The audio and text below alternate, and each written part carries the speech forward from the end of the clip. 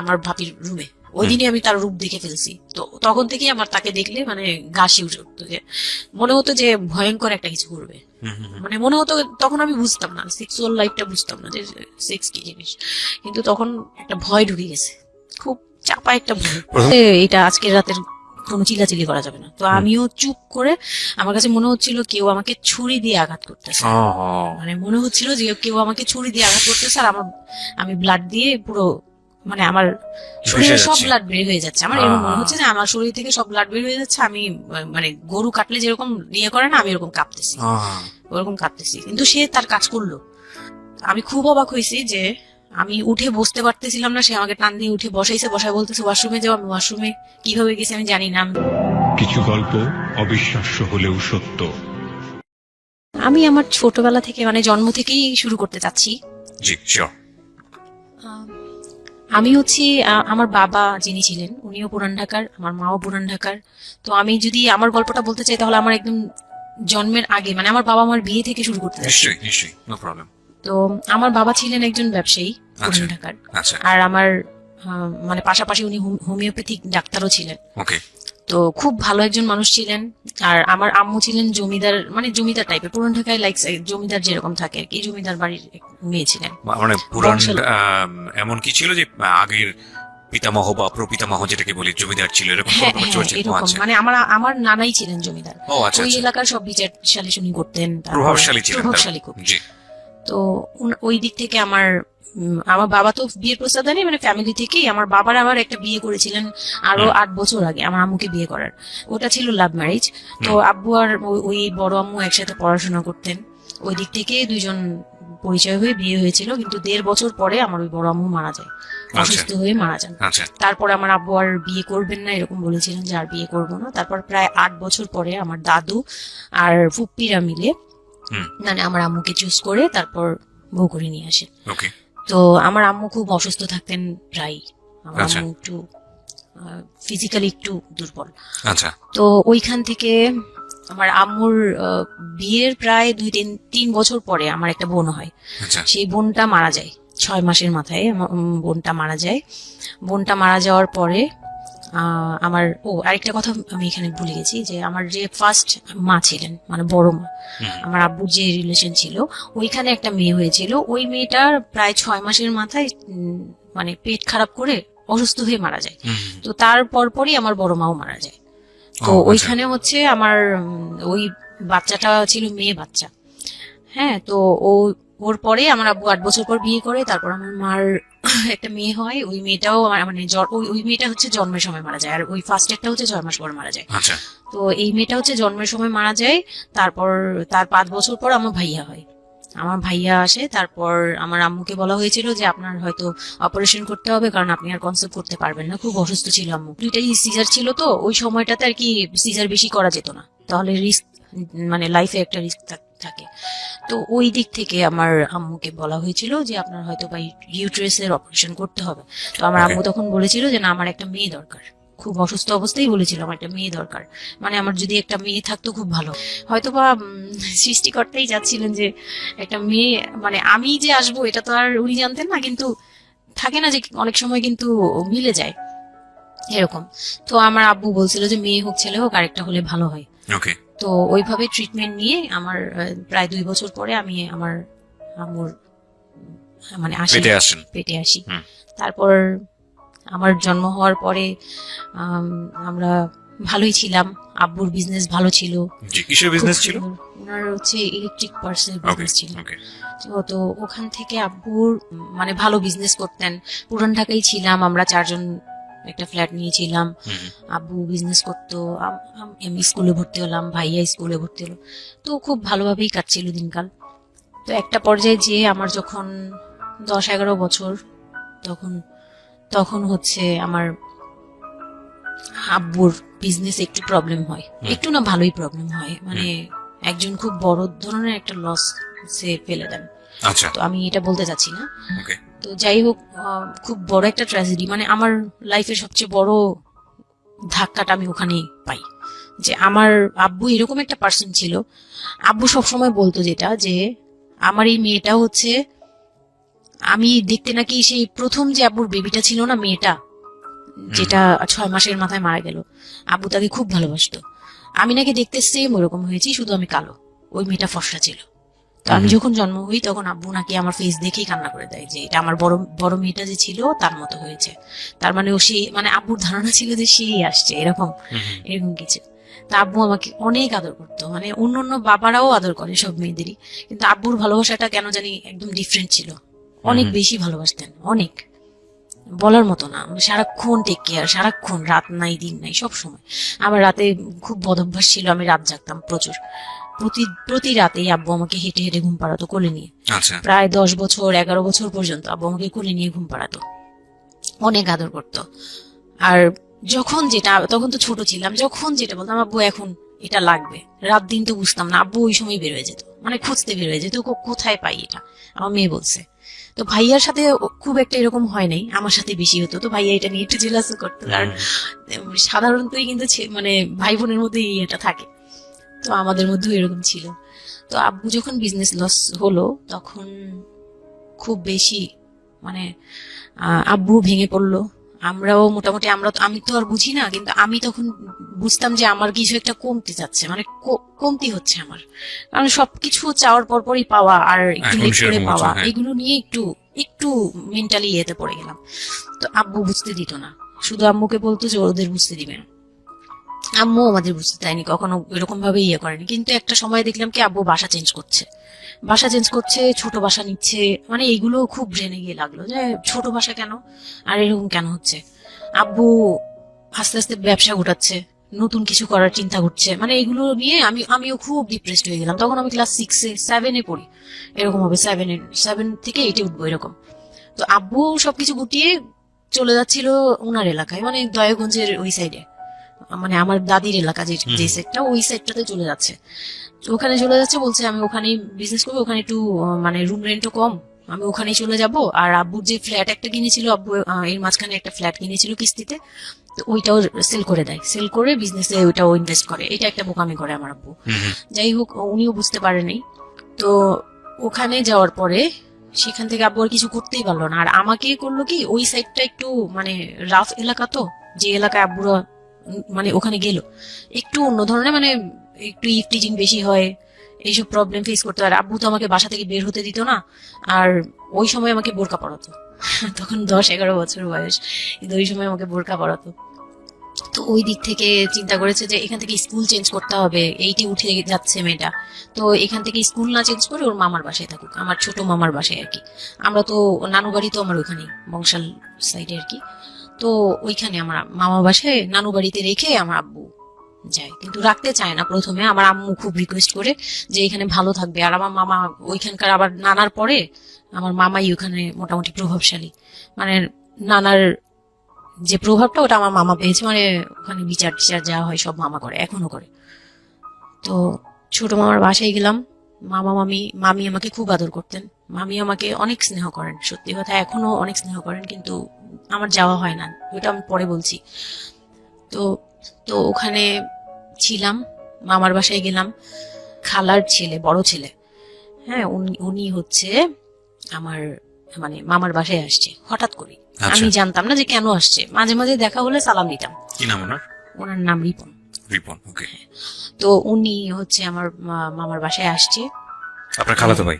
খালাতো ভাই, উনি আমার খালাতো ভাই, উনি আসছে।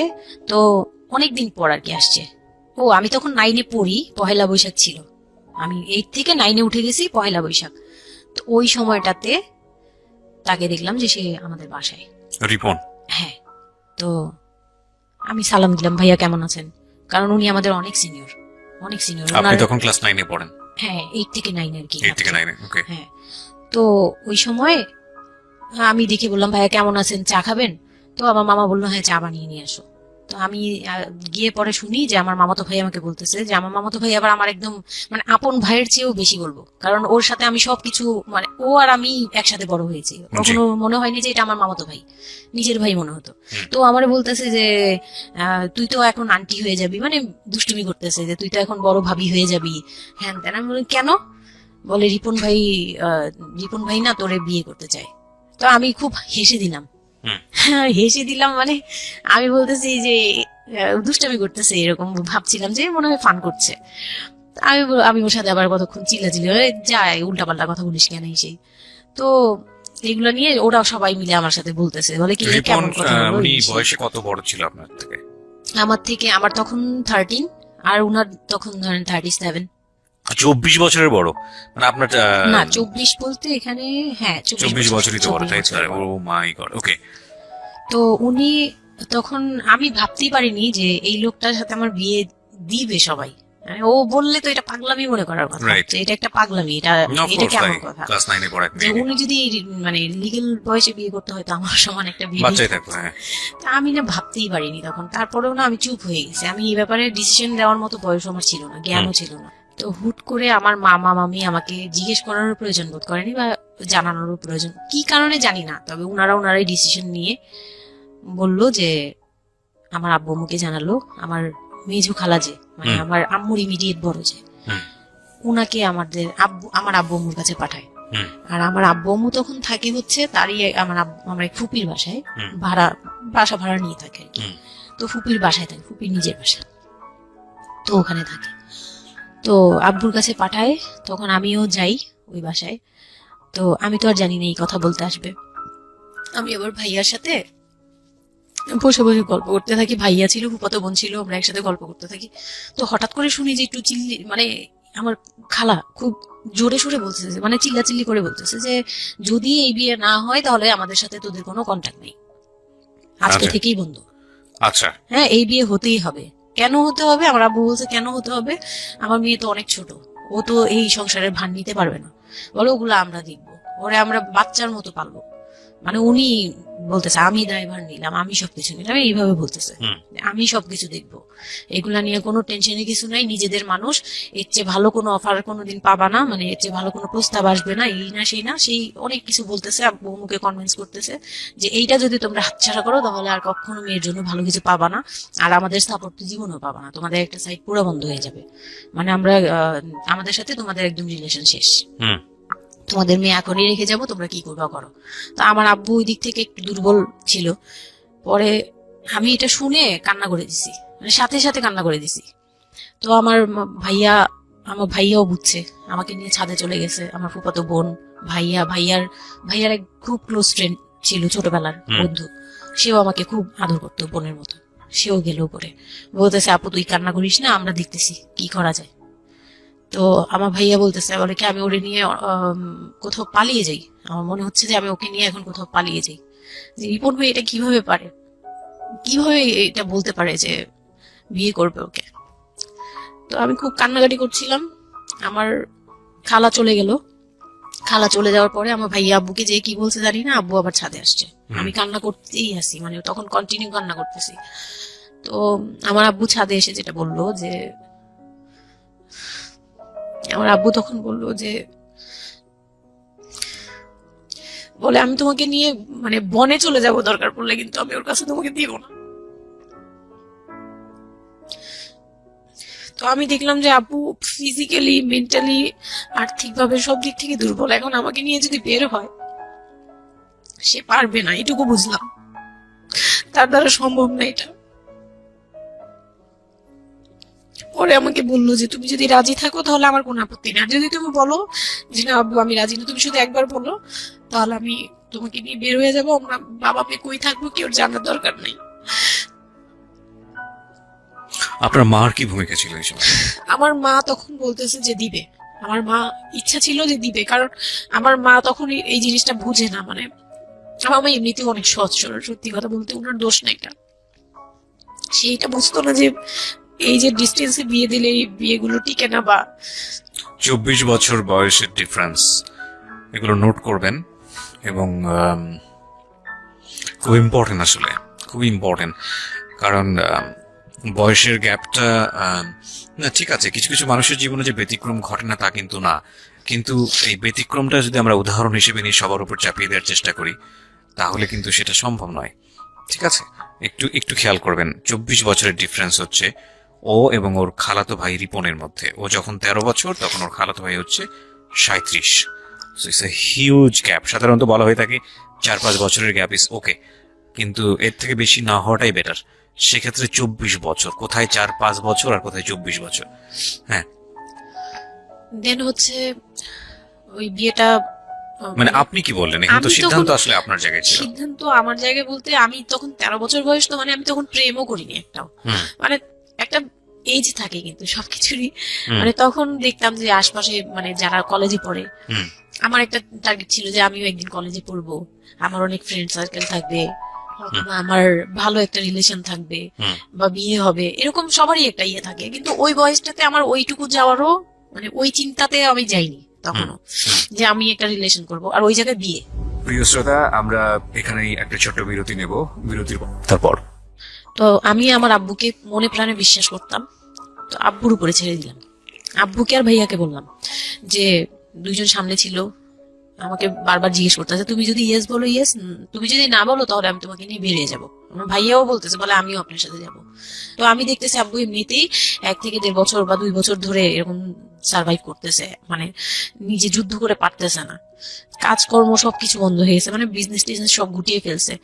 তারপর উনি যে এখন নিজে চলবে ওইটাই চলতে পারতেছে না, মানে খুব কষ্ট হচ্ছে। আমাকে আমার মতো মানে আমাকে যেখানে উনি একটা রাত 24 ঘন্টা একবার হলো আমাকে দেখতে হতো, ওই জায়গায় আমার মামার বাসায় ফেলে রাখছে, প্রতিদিন হেঁটে যেত, দেখে আসতো, একবার হলেও দেখে আসতো, মানে এরকম কষ্টগুলো করছে।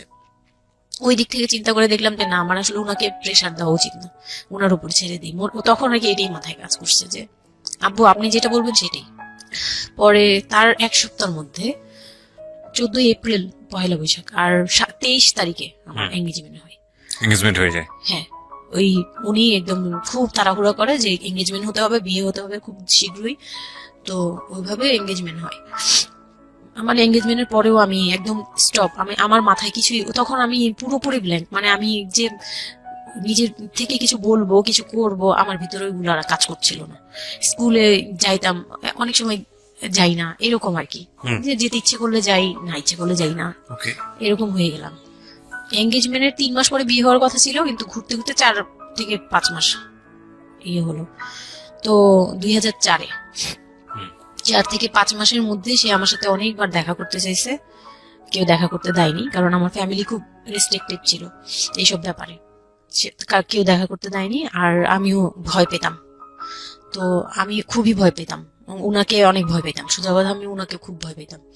তো এর মাঝখানে এক ভাবি, আমার নানু বাড়িতে ছিলাম, তো মানে মামার বাড়ি, আমার মামার নিজের বিল্ডিং হচ্ছে একটা, আর নানু বাড়ি পুরোনোটা, যেটা পুরোনো বাড়ি, ওখানে তো আমার সব জয়েন্ট ফ্যামিলি, মানে আমার অন্য মামারা এবং মামাতো ভাইয়ের বউরা সবাই একসাথে থাকে। তো আমার এক মামাতো ভাইয়ের বউ তাকে খুব রিকোয়েস্ট করছে যে ভাবি আপনি ওকে একটু ডেকে দেন, কথা বলবো।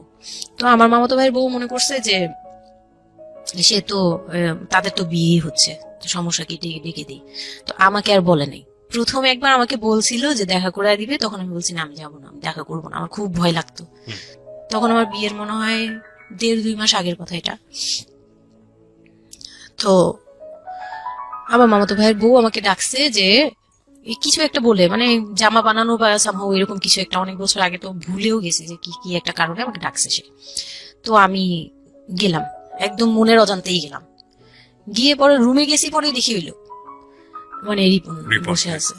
তো বসে আছে দেখে না আমার একদম খুব একটা আঘাত লাগলো যে এই ভাবি আমাকে এইভাবে নিয়ে আসলো। আর ভাবি তো মজা করে, মানে ওনারও দোষ না, উনি ভাবতেছে যে নতুন বিয়ে হবে, ওদেরকে একসাথে করিয়ে এসে। তো উনি বললো কি আচ্ছা তোরা বস, আমি চা নিয়ে আসি, এরকম বলে উঠে গেল না, আমার আরো ভয় লেগে গেছে। আর তখন আমি গিয়ে দেখতে পারলাম যে ওই লোকটার আচরণ খুবই খারাপ। মানে আমার কাছে তখন মনে হয়েছে যে কেন মনে হলো এটা? কেন মনে হলো, হুট করে ভাবি যখন গেল, সে সাথে সাথে আমার পাশে এসে বসছে এবং আমাকে মানে খুব মানে নোংরা ভাবে টাচ করতেছে। তখন আমার বয়স খুব ছোট, তো স্বাভাবিক না এটা আমার কাছে ভালো না লাগার কথাই, কারণ মানে কথা হয় আমি না। তাকে বড় ভাই জানি। এক্স্যাক্টলি, মানে কয়দিন আগেও তো সালাম কালাম দিয়ে দূরে থেকে কথাবার্তা হ্যাঁ, বড় বললাম। ভাইয়া বলতাম, সবাই মানে তাকে বড় ভাইয়াটাকে আমিও বড় ভাইয়া ডাকতাম ওই ইয়ে থেকে। আর সেই লোকটা এসে আমাকে মানে খুব অপ্রীতিকর ভাবে জড়িয়ে ধরতেছে, তারপর জড়াজড়ি করতেছে, মানে খুব ঘেন্না লেগে গেল। আমি খুব জোরাজোরি করে আমি বললাম আমি এখন চিল্লাচিল্লি করবো, মানে তখন আমার খুব খারাপ লাগতেছিল, তখন বললাম আমি চিল্লাচিল্লি করবো বলে আমি একটু জোরে বলছি, পরে উনি আমাকে ছেড়ে দিছে। আমি এমন দৌড় দিছি একবারে সরাসরি মানে মামার বাসায় চলে গেছে, আর আসিনি। আর ওখানে গিয়ে অনেক কান্নাকাটি করছে যে এখন তো নাও করা যাবে না, আর এই লোকটা এরকম কেন, এই লোকটা তো তাহলে বিয়ের পরে মানে আমার একটা ভয় ঢুকিয়ে গেছে যে এই লোকটা তো তাহলে আমাকে না জানি কি করবে, এরকম একটা ভয় ঢুকিয়ে গেছে। তখন তো ছোট ছিলাম, জি, আর আমাদের ওই সময়টাতে তো এত মিডিয়া ছিল না যে আমরা এত কিছু বুঝবো যে এক্স্যাক্টলি মানে এক্স্যাক্টলি। এই আর কি। তো ওখানে তারপর 1.5 থেকে 2 মাস পরে বিয়ে হলো। এর মাঝখানে অনেকবার ফোন টোন করতো, এই করতো, আমি রেসপন্স করতাম না। তো বিয়ে যেদিন হলো, বিয়ের বিয়ের রাতের কথাটা কি বলবো। নিশ্চয়ই আপনার যদি মনে হয় যে বিষয়টা সামাজিকতার জায়গাটা থেকে খুব সেন্সিটিভ, একটা মেয়ের মানসিকতার জায়গাটা থেকে, যেটা কোনো আসলে রকম এটা আমার বলার মতো শক্তিও নাই, সত্যি কথা বলতে। আমি এই এটাই আমার লাইফের সবচেয়ে বড় বড় ট্র্যাজেডি, বিয়ের রাত। হয়তো আপনি খেয়াল করছেন কিনা জানি না, কিন্তু আপনি মাঝখানে বললেন যে আমি অ্যাফেয়ার করবো কিভাবে, আমার মন তো তখনই ভেঙে দিছে। আমার ভিতরে একটা ভয় কাজ করে।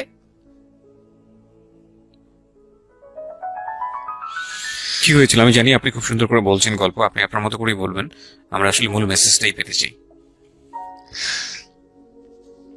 লোকটা হচ্ছে সামাজিকভাবে সবার কাছে খুব ভালো, সবার কাছে ভালো বলতে মানে গলিতে বা এলাকায় কিছু করে না, সেই এলাকায় খুব ভালো ব্যবসা করে, খুব সহজ সরল ভাবে দোকানে যাচ্ছে, আসতেছে, খাচ্ছে, ঘুমাচ্ছে, নর্মাল।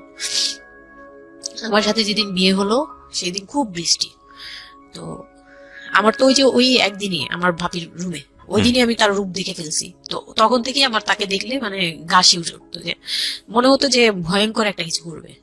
মানে মনে হতো, তখন আমি বুঝতাম না সেক্সুয়াল লাইফটা, বুঝতাম না যে সেক্স কি জিনিস, কিন্তু তখন একটা ভয় ঢুকে গেছে, খুব চাপা একটা ভয়। প্রথম কথা হচ্ছে যে আপনি একটা ছেলে এবং মেয়ের মধ্যে যে স্বাভাবিক সম্পর্কটা বিবাহ পরবর্তী, এটা সম্পর্কে আপনার কোনো আইডিয়া ছিল? আপনাকে কেউ না, বলেছে? এটা সম্পর্কে কোনো আইডিয়াই ছিল না, শুধু জানতাম যে কিছু একটা হয়, আচ্ছা, কিন্তু কি হয় বা সেটা আপনি জানতেন না? ডিটেলসটা আমি জানি না। আপনাকে বিয়ের রাতে বা আগে পরেও কেউ কখনো কিছু বলে? না, আমার বিয়ের আগে আমার এক ভাবি ছিল, মানে যেই ভাবির বাসায় গেছি সেই ভাবি না, আরেকটা ভাবি ছিল, উনারই বড় বড় যা আর কি।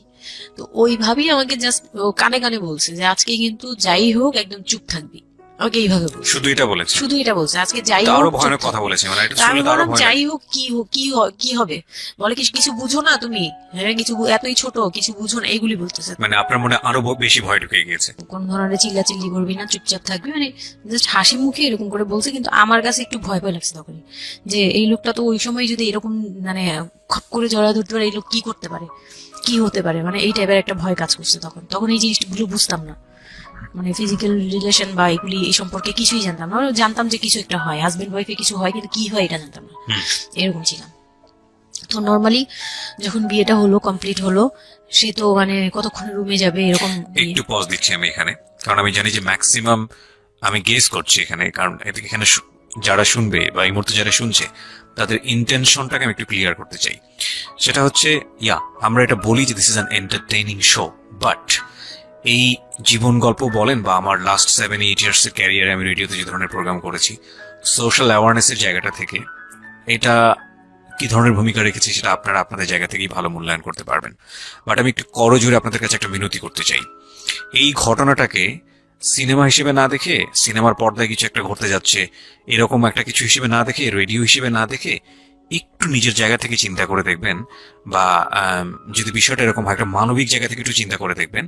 24 বছরের গ্যাপ হাজবেন্ড আর ওয়াইফের মধ্যে, 24 ইয়ার্স, 13 বছরের একটা মেয়ে, যে মেয়েটার জীবনে প্রেম বলতে কোনো কিছু আসেনি, শারীরিক সম্পর্ক কি সে বোঝেই না, এবং দ্বিতীয়ত যে বিষয়টা ইম্পর্টেন্ট, বয়সন্ধিকালের একেবারে ইনিশিয়াল স্টেজে সে আছে, সে জানি না আসলে বিষয়গুলো কি।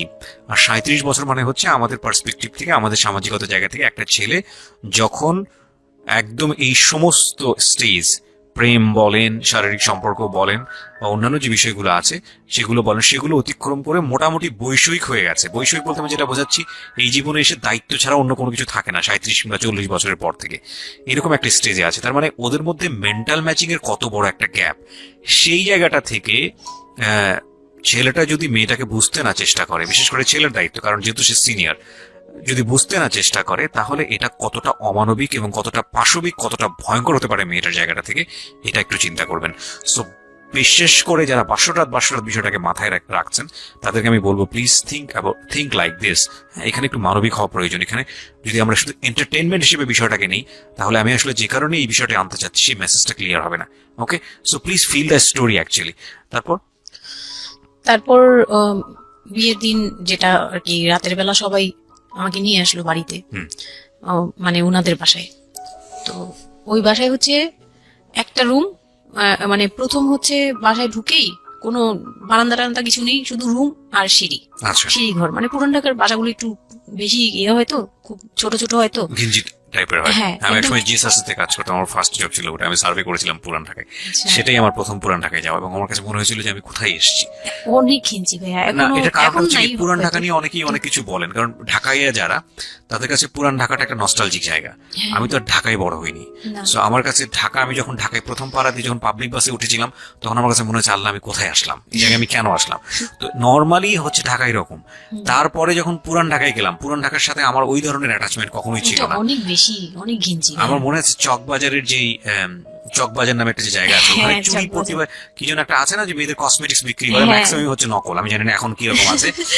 তো আসল আমি নকল, জীবনে হ্যাঁ, কোনোদিন সবই দেখি আছে। নাই যে একটা মানুষ আরেকটা মানুষকে গলি দিয়ে ক্রস করতে পারে। এবং ইন্টারেস্টিং বিষয় হচ্ছে, এখানে তো মেয়েরা ঢোকেই না, এবং ওর ঢোকার পরে ওপরে ছাদ, মানে এমন ভাবে বিল্ডিংটা, অনেকগুলো বিল্ডিং মিলে ওই এলাকাটা, হ্যাঁ, ওখানে ধাক্কা আকাশ দেখা যায় লাগবে, না। মানে এরকম একটা অবস্থা যে একজন আরেকজনকে ক্রস করতে খুব ভয়ানক, মানে রীতিমতো ভয়ানক ভয়ানক অবস্থা। আর আমি সার্ভে করেছিলাম, যেহেতু আমি বিল্ডিং গুলো সার্ভে করতাম, মানে অনেক, আমি একটা ইউনিভার্সিটিতে অনার্স দিয়ে, না অনার্সের থার্ড ইয়ার বা সেকেন্ড ইয়ারে থাকা অবস্থার ঘটনা এটা। আমি সার্ভে করেছিলাম বিল্ডিং গুলো, তো সেই সময় ওই সময়টাতে আমার একটু জানা হয়েছে আর কি। তো আসলে ভয়ানক রকমের কিনছি। হ্যাঁ, তো বলুন যেটা বলছিলেন। তো যেটা বলছিলাম যে ওই রাতে ওই একটা রুম, এরকম রুমের উপরে রুম, তার উপরে রুম, মানে সিঁড়ি রুম, সিঁড়ি রুম এরকম। আর প্রথম যে রুমটা, মানে নিচতলায় যে রুমটা ছিল, সেই নিচতলা রুমের সিঁড়ির নিচে ছিল চুলা আর বাথরুম, ও। সিঁড়ি কর্নারে। ওকে, মানে এটা হচ্ছে ওদের নিজের বাড়ি, ওকে, এইটুকুই ছিল এই মানে রুমটা। তিনটা রুম, মানে হচ্ছে হলো এক ধরনের বিল্ডিং, একটা বিল্ডিং, হ্যাঁ, একতলা দুতলা তিনতলা এরকম বিল্ডিং, বা তিনতলা তিনটা রুম, বিল্ডিং, হ্যাঁ তিনতলা বিল্ডিং, কিন্তু তিনটা room। সিঁড়ি আর রুম, সিঁড়ি আর রুম। মানে কত নিচের যে- অল্প জায়গার মধ্যে এই জিনিসটা ম্যানেজ করেছে। হ্যাঁ, আমি পরে শুনেছি যে এটা আধা কাঠারও নিচে। আধা কাঠার নিচে, ওইটা আধা কাঠারও এক শতক বা হাফ শতক জমি যেটাকে বলে। হ্যাঁ হ্যাঁ, শুধু একটা রুম আর সিঁড়ি, just এইটুকু। তো ওইটুকুর মধ্যেই মানে বাড়িটা। হুম। তো ওই বাড়িতে আমার খালার বাড়ি ছিল, আমি তো প্রায়ই যেতাম, বেড়াতে যেতাম ছোটবেলায়। হুম। তো আমাকে নিয়ে গেল, আর তিনতলার রুমে হুম। সবচেয়ে পরের রুম যেটা, ওটাতে আবার আমার মানে মেজো দেবর সম্পর্কে ছিল যে। হুম। সে আমাদের মানে আমার বিয়ের 12 বছর আগে বিয়ে করে ফেলছে। সে Okay. লাভ ম্যারেজ করছে, মানে উপযুক্ত বয়সে বিয়ে করছে। আর আমার হাজবেন্ড আবার ছিল যে, উনি আবার খুব লেটে বিয়ে করছে, Okay. মানে না, সেটা আমরা বুঝতেই ফ্যামিলির পারছি, দায়িত্ব, 37, হ্যাঁ। হ্যাঁ ফ্যামিলির দায়িত্ব পালন করে সবকিছু শেষ করে তারপর বিয়ে করছে। 37 আসলে খুব লেট না, কিন্তু 37 এর জায়গা থেকে 13 বিয়ে করাটা খুব অবিবেচ্য। হ্যাঁ, আমার জন্য তো সে অনেক বড়। রাইট। যাই হোক, তারপর ওই দেবরের যখন বিয়ের 12 বছর হয়ে গেছে, তখন উনি বিয়ে করছে। হুম। আর তো ওই ভাইয়া, মেজো ভাইয়া যে ছিলেন, তো মেজো ভাইয়ার রুমটা ছিল তিনতলায়, আমি জি। ওখানেই আমার বাসর ঘরটা করা হয়েছিল আর কি। হুম। তো ফুল টুল তেমন ভালো আনা হয়নি, সে খুব রাগারাগি করছে। ছোট ভাই যারা ছিল এলাকার, ছোট ভাইটাই ওদের সাথে খুব রাগারাগি করছে, আমার হাজবেন্ড যে ছিলেন। হুম। তো এটা কোনো ঘর সাজানো হলো এই সেই বলে চলে, বলতেছে এখন তোমরা বের হও, অনেক হয়েছে, এখন তোমরা যাও, মানে খুব রাগারাগি করতেছে। তো আমি রাগ দেখে আরো ভয় পেয়ে গেছি। প্রথম রাত, তারপর আবার আমি মানে এই অবস্থায় আসছি, বউ হয়ে আসছি, আমার শরীরে ভারী গহনা, শাড়ি টাড়ি, মানে আমি এগুলোর ওজন নিতে পারছি না। 4-5 ঘন্টা হয়ে গেছে আমাকে এগুলো পরায় রাখা হয়েছে, ভারী মেকআপ দেওয়া হয়েছে, আমি এগুলো কখনো ইউজ করিনি ফার্স্ট লাইফে। মানে আমি দেবীর মতো সেজে বসে আছি, এরকম একটা ইয়ে। তো খুব ভয়েও কাজ করছে, নার্ভাসনেস। তারপর এখন কি হবে, সবাই Right. বের হয়ে গেলে কি হবে, এটা একটা টেনশন। আর শুধু মানে কেমন কেমন জানি একটা feel। যেটা সাধারণত নর্মালি হওয়া উচিত একটা ছেলে এবং একটা মেয়ের জায়গাটা থেকে, এটা হচ্ছে জীবনের সবচেয়ে সুন্দরতম মুহূর্তের একটা, রাইট? আমরা সেটাই হ্যাঁ। চিন্তা করি না? একটা মেয়ের জীবনে স্বপ্ন থাকে তার একটা বাসর রাত কিংবা ফুলসজ্জার রাত, আমরা যেটাই বলি সেটা নিয়ে। একটা ছেলের জীবনেও নিশ্চয়ই থাকে, এবং সেটা চমৎকার হয়ে সারা জীবন স্মৃতি হয়ে থাকুক, এরকম কিছু একটা থাকে। হ্যাঁ, কিন্তু- এবং সেখানে বিষয়টা যদি এরকম হয় যে একটা মেয়ের জীবনে আতঙ্কের রাত এবং ভয়ানক রকম আমার আতঙ্কের লাইফে একটা, সবচেয়ে বড় আতঙ্কের রাত ছিল ওটা। এবং মানে তাহলে এখনো আপনি ভয় চিন্তা লাগে। করে দেখতে পারেন, সে- এবং সেটাকে যারা আজকে এই রেডিও যারা শুনে, যারা এটাকে এন্টারটেনমেন্ট হিসেবে নিচ্ছেন, তাদের জায়গা থেকে আমি বলতে পারি যে এখানে নিজেরও কিন্তু একটা পরিচয়ের বিষয় আছে। হ্যাঁ, মানে নিজের পরিচয়টা নিজের কাছে কি দিচ্ছেন একটু চিন্তা করে দেখেন। ঘটনার ভেতরে ঢোকার চেষ্টা করুন, এই মেয়েটার মানবিক অনুভূতিটাকে জানার চেষ্টা করুন, অন্য কিছু নয় প্লিজ। কজ আমরা আমাদের সামাজিকতার জায়গাটা থেকে মেয়েদের এই বিষয়গুলোকে উইথড্র করে বা না ভেবে তাদেরকে কখনো কখনো সারা জীবনটা ধ্বংসের দিকে ঠেলে দিই। হয়তো মেয়েটার ক্ষেত্রে এরকমই কিছু হয়েছে, আমরা একটু সামনের দিকে আগাবো। জি, তারপর?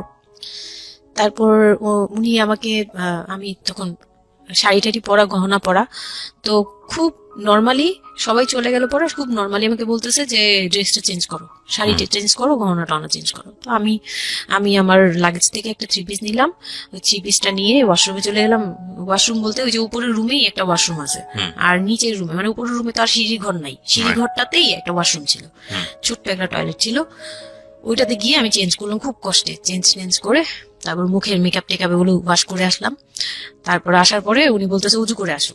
হ্যাঁ, তো আমি উজু করলাম, উনি উজু করছে করে মানে প্রথম রাতে নাকি নামাজ পড়তে হয় সবাই বলে দিছে, তো ওই নামাজ পড়লো আমাকে নিয়ে। নামাজ পড়ার পরে পরে বেরিয়ে গেলাম, মানে আমি বিছানায় যে বসলাম, খুব ভয়ে ভয়ে আছি যে কি কি বলবে কি করবে জানি না। তো উনি আমার পাশে এসে বসছে, বসে আমাকে ফার্স্ট কথা যেটা বললো, মানে এইটাই ফার্স্ট কথা ছিল যে আমি তো ওই ফ্যামিলির বড় ছেলে, আর তুমি তো আমাদের ফ্যামিলির সবাইকে চিনো জানো, তোমার তো আর চেনা জানার দরকার নেই।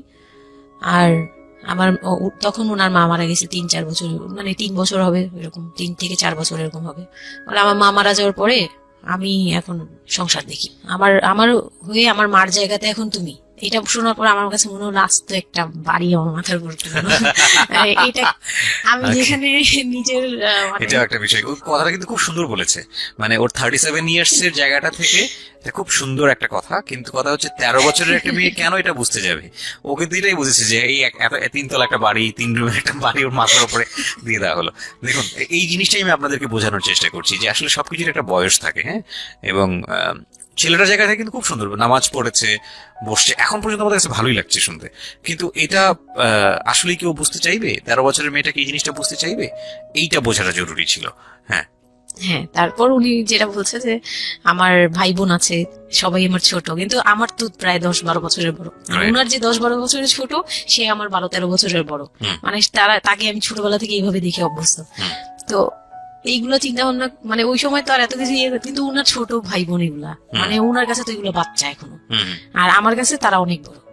আমি তাদেরকে কি টেক কেয়ার করবো, তারা আমাকে করবে, মানে আমার এরকম একটা বিষয়টা তাই। হ্যাঁ, তো আমি চুপ হয়ে শুধু শুনছিলাম, ও আচ্ছা ও আচ্ছা, মানে আমি কিছু বলার মতো ভাষাও পাচ্ছি না, বা আমি কি বলবো, আমার এখানে ডায়লগই কি ছিল, মানে আমি এরকম মনে হচ্ছে যে কেউ আমাকে একটা স্ক্রিপ্ট ধরাই দিত, আমি একটু দেখে দেখে বলতাম, আমাকে কেউ কিছু বলেও না, এই লোক কি বলতেছে। তো যাই হোক, এই কথাটার পরে মানে যখন উনি এটা বললো, বলার পরে বলতেছে যে তুমি আমাদের একটা মানে রুলস আছে, বিয়ের পরে নাকি বাসর ঘরে নাকি কিছু দেয়, হাজবেন্ড ওয়াইফকে কিছু দেয়, তারপর নাকি টাচ করে, এরকম কিছু একটা। তো আমাকে বলতেছে যে তোমার কি আমার উপর কোনো দাবি আছে, মানে এইগুলো আমি জানতাম না, এগুলো আমি অনেক পরে গিয়ে শুনছি, এগুলো অনেক পরে গিয়ে জানছি যে এই সময় নাকি কিছু চাইতে হয়, মানে এই সময় যা চাইবে তাই দিতে হবে, এরকম কিছু একটা। তো এটাও আমাকে কেউ বলে দেয়নি। তো আমি এই সময় একটা লসে পড়ে গেলাম না, এরকম মনে হচ্ছে এখন আর কি। তখন আমাকে এটা কেউ বলে নাই, আমি এগুলো বুঝতাম না দেখে। আর আমাকে একটা কথা বলা হয়েছিল, আমার মাথায় একটা জিনিস কাজ করছিল যে ভাবি বলছে যে এইখানে যা হবে এগুলো সবই ঠিক, হ্যাঁ এখানে যাই হোক, মানে ভেঙে বলেনি, বলছে তোর সাথে আজকে যা হবে এটি ঠিক, আর এটা মেনে নিতে হবে, আর এটা যদি না মেনে নিস তাহলে মানে মানে এই ধরনের একটা বলছে যে এটা আজকের রাতের কোনো চিল্লাচিল্লি করা যাবে না। তো আমিও চুপ করে, আমার কাছে মনে হচ্ছিল কেউ আমাকে ছুরি দিয়ে আঘাত করতেছে, মানে মনে হচ্ছিল যে কেউ আমাকে ছুরি দিয়ে আঘাত করতেছে, আর আমি ব্লাড দিয়ে পুরো, মানে আমার শরীরে সব ব্লাড বের হয়ে যাচ্ছে, আমার এরকম মনে হচ্ছে যে আমার শরীর থেকে সব ব্লাড বের হয়ে যাচ্ছে, আমি মানে গরু কাটলে যেরকম ইয়ে করে না, আমি এরকম কাঁপতেছি, ওরকম কাঁপতেছি। কিন্তু সে তার কাজ করলো। আমি খুব অবাক হয়েছি যে আমি উঠে বসতে পারতেছিলাম না, সে আমাকে টান দিয়ে উঠে বসাইছে, বসায় বলতেছে ওয়াশরুমে যাও। আমি ওয়াশরুমে কিভাবে গেছি আমি জানি না, আমি খুব ধরে ধরে খুব মানে খুব কষ্টে কাঁপতে কাঁপতে ওয়াশরুমে গেলাম, ফ্রেশ হয়ে আসলাম। আসার পর আমি খুব কষ্টে, যে আমি যখন বিছানায় মানে ঘুমোতে যাব, তখন আবার এরকম করে সে সারা রাতে, মানে রাত 3টা থেকে ভোর সকাল 8টা পর্যন্ত 4 বার আমার সাথে এইরকম করলো। আমি আর সকালে উঠতে পারি না, মানে আমি উঠে বসতে পারি না। তারপর 2-3 দিন কি হয়েছে আমার মাথায় নেই, মানে আমি আমি এখন আর এটা বলতে পারবো না, কারণ আমি পুরো সেন্সলেস ছিলাম, আর উনারে দেখলেই আমি ভয় লাগতো। সে যতবার আসতেছে সামনে, 2-3 দিন আপনি সেন্সলেস অবস্থায় ছিলেন? আমি জানি, মানে আমি সেন্স ছিল, কিন্তু আমি এখন গল্পটা বলতে পারবো না যে এই 2-3 দিনে কি কি হয়েছে। আচ্ছা আচ্ছা। এই 2-3 দিন আমার বৌভাত হয়েছে, আমাকে পার্লারে নিয়ে যাওয়া হয়েছে, কিন্তু আমি নিস্তব্ধ। আর তখন আমার মানে শারীরিক কন্ডিশন খুব খারাপ, কিন্তু সবাই বুঝতেছিল, কিন্তু কেউ বুঝতে দিচ্ছিল না আমাকে। মানে এভরিবডি অ্যাভয়েড দিস, মানে সবাই সবাই জিনিসটাকে এটাকে অ্যাভয়েড করে। অ্যাভয়েড করছে, তারা পার্টিটাকে এনজয় এটা করছে। শুধু আপনার ফ্যামিলির সমস্যা না, এটা আমাদের পুরো সমাজেরই সমস্যা। এটা কিন্তু সমাজটাই আমার- অ্যাভয়েড করে। এবং আমার মনে আছে I face huge difficulty for the first time যখন আমি রেডিওতে এই ধরনের একটা, আমি নট আজকেই না প্রথম, আমি এর আগে এই বিষয়গুলো খুব চ্যালেঞ্জ জায়গা থেকে আমি প্রচার করার চেষ্টা করেছিলাম। অ্যান্ড আই ফেস, এগুলো হয়তো আমার লিসনাররা কখনোই জানে না, আই ফেস হিউজ ডিফিকাল্টিস। যখন আমার প্রথম বইটা পাবলিশড হয়, সেটা নিয়েও আমার একটা বড় ধরনের ডিফিকাল্টি ফেস করতে হয়েছে। একটা অদ্ভুত বিষয় হচ্ছে, আমাদের সমাজে এই বিষয়গুলোকে আমরা অ্যাভয়েড করি, আমরা ঢেকে রাখতে চাই, আমরা মনে করি এটা একটা ট্যাবু, এটা সমাজে 8-10 জন মানুষের সামনে এটা নিয়ে আলোচনা করা যায় না। একটু চিন্তা করে দেখবেন, আলোচনা করা যায় না এটা কোন অর্থে? যদি বিষয়টা নিয়ে সুড়সুড়ি দেওয়া হয়, যদি বিষয়টা নিয়ে এমনভাবে বলা হয় যে এটা এমনভাবে প্রেজেন্ট করা হচ্ছে যেটা একটা রগরগা বিষয়, এবং সেটা শুনে আরো কারোর মধ্যে এই ধরনের পাশবিক, বা সে আসলে এন্টারটেইনমেন্টের জায়গা থেকে নিয়ে এটাকে মজা হিসেবে নিল, বিষয়টা তখনই একটা প্রশ্ন আসে।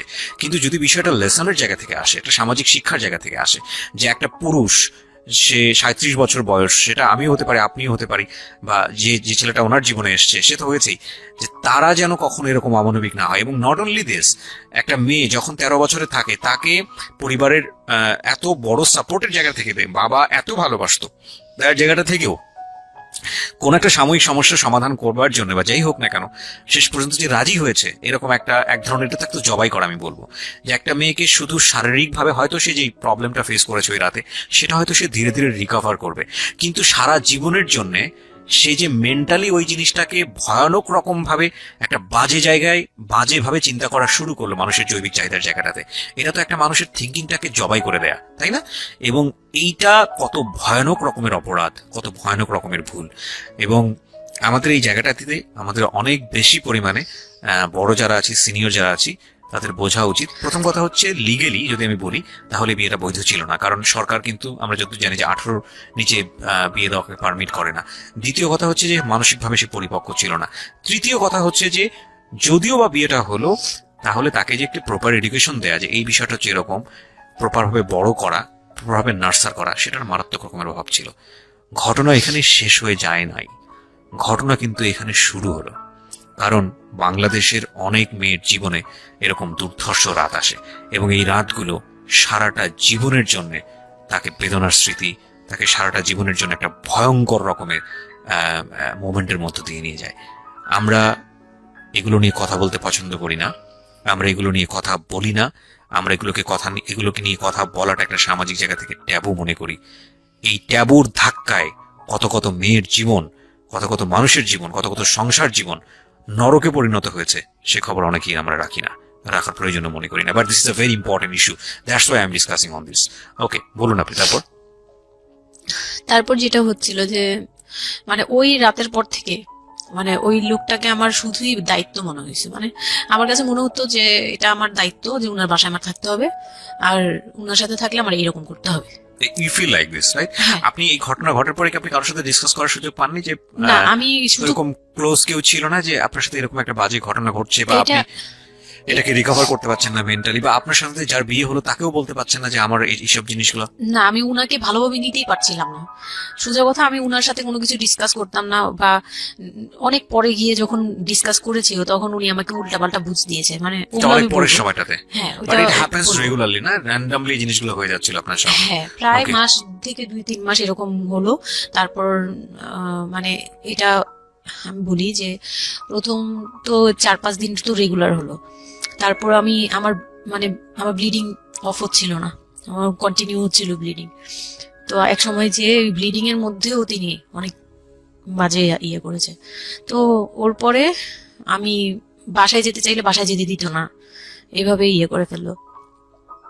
আর ফ্যামিলিগত যে ব্যাপারটা ছিল, যে আমার ফ্যামিলি তো তখন, আমার আব্বু তো তখন একদম মানে ফিনান্সিয়ালি খুব উইক ছিল। হুম। তো বিয়ের পরে কিছু ফর্মালিটি থাকে, পুরান ঢাকার কিছু রুলস আছে যে বিয়ের পরে মেয়েদের প্রতি সপ্তাহে সপ্তাহে দেখতে যাওয়া, এটা সেটা পাঠানো, প্রতি সিজনে সিজনে এটা এটা করা, এগুলো ব্যাপারে কেউ কনসার্ন ছিল না। মানে তখন মানে আমার ফ্যামিলির কেউ এরকম অ্যাক্টিভ ছিল না, মানে ছিল কিন্তু কেউ কেয়ার করে। তারপর হচ্ছে এরকম করে আমার সময়গুলো কাটতে লাগলো। তো সবচেয়ে বড় কথা হচ্ছে আমার যে হাজবেন্ড ছিল রিপন, উনি আমার বাবার দোকানে কাজ করতো হুম। একটা সময়। ওইটা হচ্ছে প্রায় আরো মানে আমার জন্মের সময় বা আমার জন্মেরও আগে। জি। হ্যাঁ, তখন নতুন নতুন আর কি কাজ শেখার জন্য আমার আব্বুর দোকানে ঢুকছে এরকম। তো আমার আব্বু তাকে ক্যাশ বুঝিয়ে দিয়েছিলেন নাকি, তখন নাকি ক্যাশ দিত। তো আমি একটু যখন 2-3 বছরের, তখন উনি দোকান থেকে বের হয়ে নিজে ব্যবসা দিয়েছে, ওখান থেকে তিনি ইমপ্রুভ করছে। তো ওখান থেকে শুরু। আর আমাকে যখন বিয়ে দিছে, মানে আমার যখন বিয়ে হয়েছে, তো ওই রিপন যিনি, ওনার উদ্দেশ্য ছিল যে আমি আমার নানু বাড়ির অংশ পাবো। হুম। মানে সম্পদ, আমার নানু বাড়ি খুব বিশাল, মানে বললামই তো যে খুব বিরাট একটা অংশ। হুম। আর ওনাদের যে অংশটা ছিল সেটা অনেক আগেই নেওয়া হয়ে গেছে। আচ্ছা। মানে ওনার দাদা বাড়ি যেটাতে ওনারা ছিল 3 রুম, হুম। ওই যে ছোট ছোট 3টা রুম উপরে ওই বিল্ডিংটা তোলার পরে আমার মামা ওই অংশটা কেটে রাখছে, মানে আমার মামা রেখে দিয়েছে। আচ্ছা। আর আমাদের যে অংশটা ছিল তার লোকটা ছিল যে ওই বাড়িতে আমি একটা রুম হলেও পাবো। ওকে। হ্যাঁ, তো আমার আম্মু তো আর ওটা নেয়নি। তো আমার হাজবেন্ডের ইয়েটা ছিল, টার্গেটটা ছিল যে ওই বাসায় একটা রুম হলেও পাবে। আর পুরান ঢাকায় একটা রুম মানেই অনেক কিছু, মানে ওখানে তো প্রায় কোটি টাকা দাম কাঠা। হুম। হুম। তো একটা রুম মানে 1 কাঠা না হোক, আধা কাঠা হোক, 50 লাখ টাকা হোক, আমার আসবে, এরকম একটা টার্গেট ছিল তার। তো আর বিয়ের সময় তো অনেক কিছু নিয়ে, মানে গহনা টহনা নিয়ে, ফার্নিচার নিয়ে নানান কথা তো শুনতে হয়েছে, ওগুলাও ফেস করছি। মানে খুব পেইনফুল ছিল ওগুলা, কারণ আমি তখন এত কিছু বুঝি না। আমি তখন মাত্র মানে জামা কাপড় বানাই, ঘুরি ফিরি, খাই দেই, ব্যাস ওই পর্যন্তই। আমি কারো জিনিস নিয়েও মাথা ঘামাই না। ওখানে আমার উপরে প্রেশার আসছে যে আমার ফার্নিচার এমন কেন, আমার গহনা এমন কেন, তুমি বাসায় বলো না কেন, তোমার খাট এখনো আসতেছে না কেন। আমার বিয়ের পর খুব বৃষ্টি ছিল তখন, মানে আমার ফার্নিচার, আমার চাচা ছিল ফার্নিচারের, ওনার বিজনেস। তো আমার চাচার ফ্যাক্টরি থেকেই সবগুলো ফার্নিচার আসবে। তো উনারা বলতেছে যে জাস্ট একটা কারণেই লেট হচ্ছে, রোদ পাচ্ছি না, রোদ পেলে তারপর কাঠগুলো শুকাবে, তারপরে বানাবে। হ্যাঁ, মানে জয়েন্ট দিলেই এখন এটা ফেটে ফেটে যাবে, এখন জয়েন্ট দিলে প্রবলেম হবে। এই জিনিসটা ওরা বুঝতেছে না। ওরা বলতেছে কেন দেরি করছে, নাকি ফাঁকি দিচ্ছে, নানান ধরনের কথা তৈরি করতেছে। আর এই দিক দিয়ে আমি পেইন খাচ্ছি, ওই দিকে এক পেইন, মানে রাতে গিয়ে এক পেইন, দিনের বেলা এই এই পেইন। পেইন। মানে আমি পুরো মানসিক ভাবে, মানে বলে না যে আমি হয়তো বা প্যারালাইজড এর মতো হয়ে গেছিলাম, আমার মানসিক ভাবটা জাস্ট শুনি আর শুনি, কিছু বলতে পারছি না এরকম। আর বাসায় গিয়ে কোনো কিছু বলি না, কারণ আব্বু অসুস্থ। আব্বু মেন্টালি অনেক আব্বু যখনই জিজ্ঞেস করে আম্মু তুমি ভালো আছো তো, আমি খালি হাসি দিয়ে বলছি হ্যাঁ। যতবার জিজ্ঞেস করে তুমি খুশি আছো তো, আমি হ্যাঁ। আমি একটা কথাই বলছি, হ্যাঁ ভালো আছি। আসলে আমি ভালো ছিলাম না, কিন্তু বুঝতে দেইনি। ওই লোকটার ছোট বোনগুলো আমার সাথে অনেক রাফ বিহেভ করছে।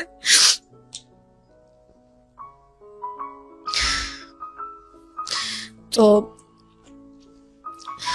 অনেক রুডলি আচরণ করেছে। আর উনার যে ছোট ভাইটা ছিল, মানে আমার যে মেজো ভাই যেটা আর কি, ওনার আগে যেটা বিয়ে করেছে, তো ওনার ওয়াইফ ছিল আমার অনেক বছরের বড়, কারণ তাদের বিয়ে হয়েছিল 12 বছর আগে। আমার বিয়ের 12 বছর আগে তার বিয়ে হয়েছিল। আমি যখন বাড়িতে বেড়াতে আসতাম তখন মানে ভাবি রাতে খাওয়া দাওয়া এরকম, আমি ভাবি বলেই ডাকতাম, কিন্তু সম্পর্কে আমি বড় যা। কিন্তু উনার প্রায় উনাকে আমাকে একসাথে কোথাও দেখলে কেউ বলতো যে তোমার মেয়েটা, মানে এইভাবে বলতো। তো ওই দিক থেকে উনার একটু, এটা জেলাসি বলবো না, এটা হয় আসলে, এটা নর্মাল একটা ব্যাপার। কারণ একটা উনি অনেক এইজ হয়ে গেছিল, উনি নিজের জায়গা থেকে নিজেকে একটু দুর্বল মনে করতো। আমাকে এমনিতে সাপোর্টও দিত, আবার অনেক সময় দেখে কিন্তু পেইনও দিত, অনেক পেইন দিত। কিন্তু আমি ওই সময়টাতে কেন জানি আমি ছোট থেকে এই জিনিসগুলো বুঝতে চেষ্টা করি যে কেউ আমাকে কেন জেলাসি করছে, কারণ তার মধ্যে কোনো দুর্বলতা আছে, আমার ওইটার জন্য মায়া হয়।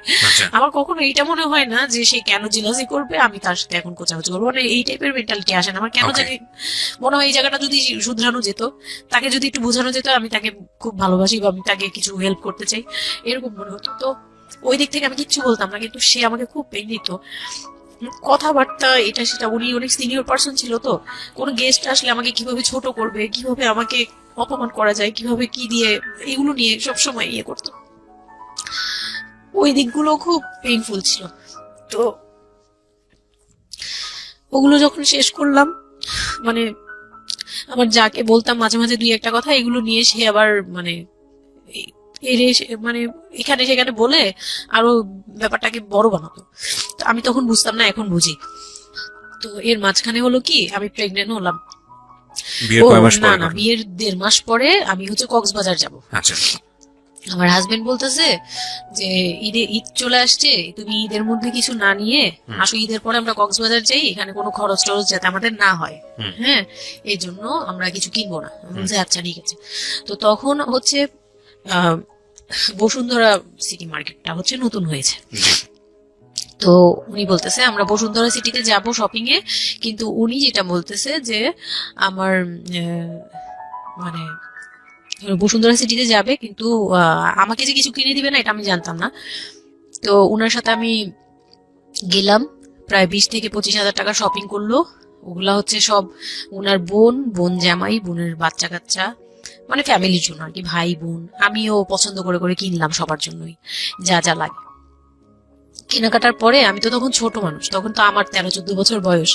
তো আমি কখনো এমন হয়নি যে আমি ঈদে জামা কাপড় নিইনি বা জামা কাপড় নতুন জামা কিনিনি, এরকম কখনোই হয়নি। তো ওইটা আমার বিয়ের ফার্স্ট ঈদ।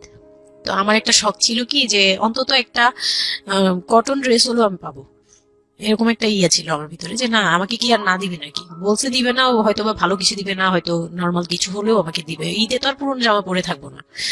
তো আমার এরকম ধারণা ছিল। ও পুরো শপিংটা শেষ করলো সারাদিনে, আমি রোজা রেখে পুরো শপিংটা করলাম খুব চয়েস করে করে। লাস্ট মোমেন্টে যে সে আমাকে নিয়ে চলে আসতেছে, যখন সে আমাকে নিয়ে রওনা দিল, মানে আমার মনটা খারাপ হয়ে গেল। আমি কিচ্ছু বলিনি, বিয়ের প্রথম ঈদ, প্রথম ঈদ এটা। তো আমি কিচ্ছু বলিনি। সাচ এ ইডিয়ট, মানে নাথিং টু সে, মানে স্পিচলেস টোটালি। হ্যাঁ, পরে উনি কিচ্ছু কিনে দিল না আমাকে, তখন আমি না, মনটা খারাপ হলো আমার, কারণ স্বাভাবিক এটা। আমার এখনকার বয়স হলে হয়তো হাইড করতে পারতাম, আমি এখনো পারি না। সত্যি কথা বলতে আমি কখনোই নিজেকে হাইড করতে পারিনি, এখন তো তখন তো আরো পারতাম না। ওকে, আমরা যেখানটায় ছিলাম। তো উনি আমাকে করলো কি, যে আসার সময় বলতেছে যে একবারে নিচে, তখন বলতেছে তোমার কি মন খারাপ? আমি বলছি যে না, আমি তো কিছু নেই নাই, ঈদের দিন কি পরবো? তো বলতেছে তোমার তো অনেক ড্রেস নিয়ে আসছো, ওগুলা থেকেই পরো, ওগুলাই তো এখনো পুরোনো হয়নি, এখন দরকার কি আছে কেনার? বলে তারপরে চুড়ি দেখলো, চুড়ি দেখে আমাকে 2 মুঠ চুড়ি কিনে দিল 200 টাকা। এই ছিল আমার ঈদের মানে ফার্স্ট এন্ড লাস্ট, এইটাই ছিল আমার শপিং, আর কোনো কিচ্ছু কিনে দেয়নি সে আমাকে। তো বাসায় আসলাম, বাসায় আসার পরে তার ভাই বোনরা বলতেছে যে সবার জন্য কিনছেন, ওর জন্য কিছু নেন নাই। সে আমাকে মানে তার ফ্যামিলি থেকে আমাকে সেভ করবে কি, সে আমাকে বরঞ্চ বলতেছে যে ওরে কি কিনে দিব, ওর বাসা থেকে আমারে কি দিছে যে আমি ওকে কিনে দিব। তখন আমি বুঝলাম যে ও আচ্ছা, কেন সে কিনে দেয়নি? সে কিনে দেয়নি। হ্যাঁ, তো আমি আর বাসায় কিন্তু কিছু বলিনি বা বাসায় যাইও নেই এর মধ্যে। বাসা থেকে আসলে সামর্থ্য কি ছিল আপনার ফ্যামিলিকে, মানে কিনে দেওয়া হয়েছিল কি ঈদের প্রথম দিন জামাইকে কিছু কিনে দেওয়া বা এরকম কোনো কিছু? হ্যাঁ, এটা করেছিল চান রাতে, একবারে লাস্টের দিকে। লাস্টের আর দিকে, আপনাদের শপিংটা হয়েছে তার আগে? তার আগে। তো সে এটা বলে ফেললো প্রায় 20 রোজার পরে এই ঘটনা আর কি। তো একবারে চাঁদ রাতের দিন আমার ভাই আর কি একটা পাঞ্জাবি গিফট করলো তাকে, আর সে আমাকে আর কিছুই দিল না। হ্যাঁ, সে ভাবতেছে যে আমি বুঝি বাসায় জানানোর পরে তখন এটা করছে। হ্যাঁ, তখন গিয়ে আরো খেপে গেল যে আমি নাকি বাসায় জানাইছি, তাকে ছোট করলাম এই জন্য। কিন্তু আসলে মানে সত্যি কথা বলতে যে আমি কিছুই বলি নাই, আমার মুখ দিয়ে তখন কথাই আসতো না, আমি ম্যানেজ কি করব, আমার তো কিছুই মাথায় থাকতো না তখন। তখন আমি তো পুরো মেন্টালি একটা ইয়েতে ছিলাম। তো আমার এমনও মনে হয়েছিল তখন, মানে মাসখানিক যে সে আমাকে ওই ফিজিক্যাল টর্চার গুলো করতো, তখন আমার এমনও মনে হয়েছিল যে আমি এক কাজ করি, বের হয়ে কোথাও চলে যাই, মানে অজানার উদ্দেশ্যে কোথাও চলে যাই। যদি আব্বুর এই অবস্থা না থাকতো হয়তো আমি করতাম এটা। সত্যি কথা বলতে একমাত্র আব্বুর কথাটা যখন মনে আসছে, চোখে ভাসছে যে আমার আব্বু তো মরে যাবে, তখন গিয়ে আর এটা করতে পারিনি, নয়তো ঠিকই আমি বের হয়ে যেতাম। তো ঈদ আসলো, ঈদের পরের দিন কক্সবাজারের উদ্দেশ্যে রওনা দিল। আর তার একটা অভ্যাস ছিল যে মানে সে কিছু দিলে বা করলে বা আমার জন্য যদি সে 2টা টাকাও খরচ করতো, এটা খুব হাইলাইট করতো, সবার সামনে তুলে ধরার জন্য চেষ্টা করতো। ওই কক্সবাজার যাবে, সে খুব মানে ঢোল পিটাচ্ছে যে আমাকে নিয়ে কক্সবাজার যাচ্ছে, কিন্তু শপিং করে দেয়নি, এটা আবার হাইড করতেছে। আচ্ছা, যাই হোক, ওই সব বলতে গেলে শপিং এর টাকা সেভ করে আমাকে কক্সবাজার নিয়ে যাচ্ছে। তো গেলাম কক্সবাজারে, সেখানে গিয়ে আরেক ধাক্কা খেলাম। যে কক্সবাজার যাওয়ার পরে প্রথম রাত মোটামুটি ভালো ছিলাম, পরের দিন সকালে সে আমার সাথে মানে এমন ভাবে মানে ফিজিক্যাল রিলেশন করতে চেয়েছে যেটা সম্পর্কে আমি অবগত ছিলাম না, মানে আমি জানতাম না যে এরকম কিছুও হয়। তো এক সময় সে আমার হাত পা জোড়াজোড়ি করে ধরে, মানে প্রায় হাত পা বাঁধার মতো জোড়াজোড়ি করে সে আমার সাথে ওই রকম কিছু করতে চায়। তখন আমার মানে আমি খুব বাধা দেওয়ার পরে বা চিল্লাচিল্লি করার পরে সে আমার গায়েও হাত তোলে, 2-3টা চড় থাপ্পড় দেয়। আপনাদের মধ্যে সম্পর্কের জায়গাটা কি আপনি তখনও কি ওনাকে আপনি করে বলতেন? হ্যাঁ, আমি এখনো স্টিল নাও। তার মানে বিষয়টা এরকম হয়ে গেছে যে ওই দূরত্বটা বিয়ের পরে ছিল, এবং সেই দূরত্ব থাকা অবস্থায় ও এই জিনিসগুলো প্র্যাকটিস করে যাচ্ছে ওর মতো করে, হ্যাঁ এবং সেখানে যখন ও সাকসেসফুল হতে না পারছে তখন সে আপনার গায়ে হাত তুলছে, তাই তো? হ্যাঁ, সেটাই। হ্যাঁ, তারপর? আর সবচেয়ে বড় কথা হচ্ছে সে তার জায়গাটা, সে তার চাওয়াগুলো সব পূরণ করতেছে, বাট আমার দিকটা দেখছে না। এবং সে যে শুধু আমার না, মানে সে মানুষটাই এমন, আগে বুঝি নেই, পরে অনেক ধীরে ধীরে গিয়ে পরে হ্যাঁ, বুঝতে পরে পারছেন বুঝতে পেরেছি যে উনি সম্পূর্ণ মানুষের- সেলফ সেন্টার, মানে নিজে যেটা একদম অধিকার self- সেটা সে আদায় করে নিবে, তার বাকিগুলো নিয়ে তার কোনো কে মাথা কি ব্যথা হচ্ছে বা কার কি হচ্ছে এটা Okay, ওর দেখার fine. বিষয় না, Okay, এটাই তারপর? মেন্টালিটি। তো এইগুলো করার পরে আমার মানে খুব পেইন হলো, আমার খুব কষ্ট হলো যে আমি কবে আবার ঢাকায় যাব, একটা পেইন। ওটা কি জীবনে প্রথম কক্সবাজার যাওয়া? হ্যাঁ, ওইটা আমার লাইফে ফার্স্ট। চিন্তা করে দেখুন, এটা এক ধরনের হানিমুনি বলা চলে ওদের জন্য। হানিমুনই করা হয়েছিল, কিন্তু ওটা আমার জন্য হানিমুন ছিল না, অন্য কিছুই ছিল, আচ্ছা, খুব পেইনফুল ছিল। ওকে। যাই হোক, আমি খুব ভয়ে ভয়ে ছিলাম যে এখানে আমাকে মেরে ফেললেও কেউ জানবে না, এরকম একটা ফিল ছিল আমার ভিতরে। একটা জিনিস চিন্তা করতে পারেন, প্রত্যেকটা মোমেন্ট একটা মানুষ, একটা মেয়ের সাথে, একটা ছেলের সঙ্গে বসবাস করছে একটা মেয়ে, এবং তাদের স্পেশাল মোমেন্টস গুলো তার জন্য ভীতির কারণ। সে হয়তোবা তখন এরকম মানে চিন্তা করছে যে এই স্পেশাল মোমেন্টটা যেন না আসে, ওর সঙ্গে স্পেশাল টাইমটা যেন আমি না হয়, রাত যেন না হয়। বিষয়গুলো তো এরকমই ছিল, কারণ ওর জন্য কিন্তু এগুলো অনেক ভয়ানক রকমের টর্চার। হ্যাঁ, তারপর আর আমার সাথে যারা ছিল, মানে ফ্যামিলি তো দুইটা গিয়েছে আমরা, মানে আমার হাজবেন্ড আমাকে নিয়ে গেছে, আর হচ্ছে আমার চাচাতো বোনের রিসেন্ট বিয়ে হয়েছিল, চাচাতো বোনের হাজবেন্ড আর চাচাতো বোন, ওরা দুজন গিয়েছে। কিন্তু ওরা ওদের মতো ছিল, আমরা আমাদের মতো ছিলাম, এরকম আর কি। তো ওইভাবে আর আমাদের সাথে ইয়ে করা হয়নি যে একদম সব বিষয়ে ডিটেলস বলা। আর আমার চাচাতো বোন আমার অনেক বড় ছিল, যার কারণে আমি আপুকে বলতাম না, লজ্জা পেতাম। তো ওই দিক থেকে 3 দিন পরে 4 দিনের দিন আমি খুব জেদাজেদি করে, মানে কান্নাকাটি করে চলে আসবো করতেছি, কিন্তু আমাকে কেউ আর জিজ্ঞেস করতেছে না যে কেন। মানে আমার বোন জামাই ওই বিষয়টা খেয়াল করেনি, আমার বোনও খেয়াল করেনি যে আমি কেন বারবার চলে আসতে যাচ্ছি। হ্যাঁ, এত সুন্দর একটা ওয়েদার, ওরা তো খুব এনজয় করছিল হয়তো বা, মানে আমি তাদের এনজয়মেন্টে বাধা দিলাম, এরকম আর কি। তো খুব কান্নাকাটি করে ওই রাতেই আমি চলে আসবো, আমি বলছি তোমরা সবাই থাকো, আমি চলে যাই, মানে এইভাবে কান্নাকাটি করছি, আমি থাকবোই না, আমি আর একটা রাত এখানে থাকবো না। আমার কাছে মনে হচ্ছে তাও এলাকার ভিতরে তো থাকবো, যাই হোক, কিন্তু এখন তো আমি বাইরে আছি, অনেক দূরে। আমার কাছে এরকম মনে হচ্ছিল যে আমি যদি মরে যাই, আমি যদি যে কোনো সময় মারা যাবো, এরকম মনে হচ্ছিল। তো আমি ওই সময় বলাতে ওরা সবাই মিলে চলে আসছে, সবার মন খারাপ যে আমার জন্য চলে আসতে হলো তাদের। তো ঢাকায় আসলাম, ঢাকায় আসার পরে ঈদের ছুটির শেষে সে তার মতো করে বিজনেস করতেছে, আমি আমার মতো ঘরে ছিলাম। 2-3 মাস গেল, কোরবানি ঈদ আসলো, প্রথম কোরবানি ঈদ।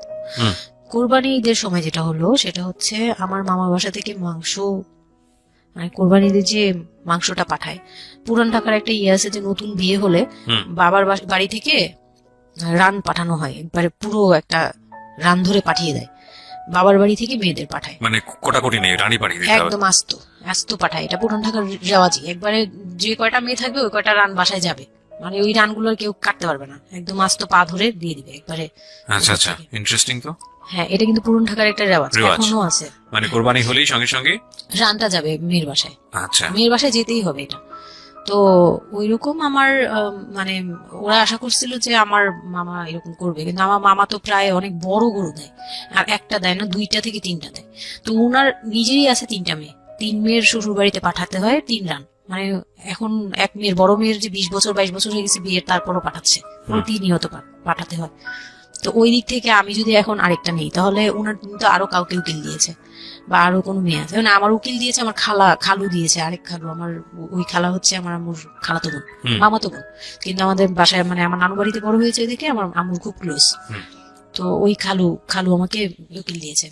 তো ওই দিন করলো কি যে এই রান পাঠায়নি বলে, সেই রান পাঠায়নি ঠিকই, কিন্তু রানের যে উপরের অংশ মানে বড় একটা পিস আমার বাসায় পাঠানো হয়েছে আমার উদ্দেশ্যে, আর নামটা আমার লিখে দিয়েছে, আমার নাম লেখা এটা পাঠিয়েছে।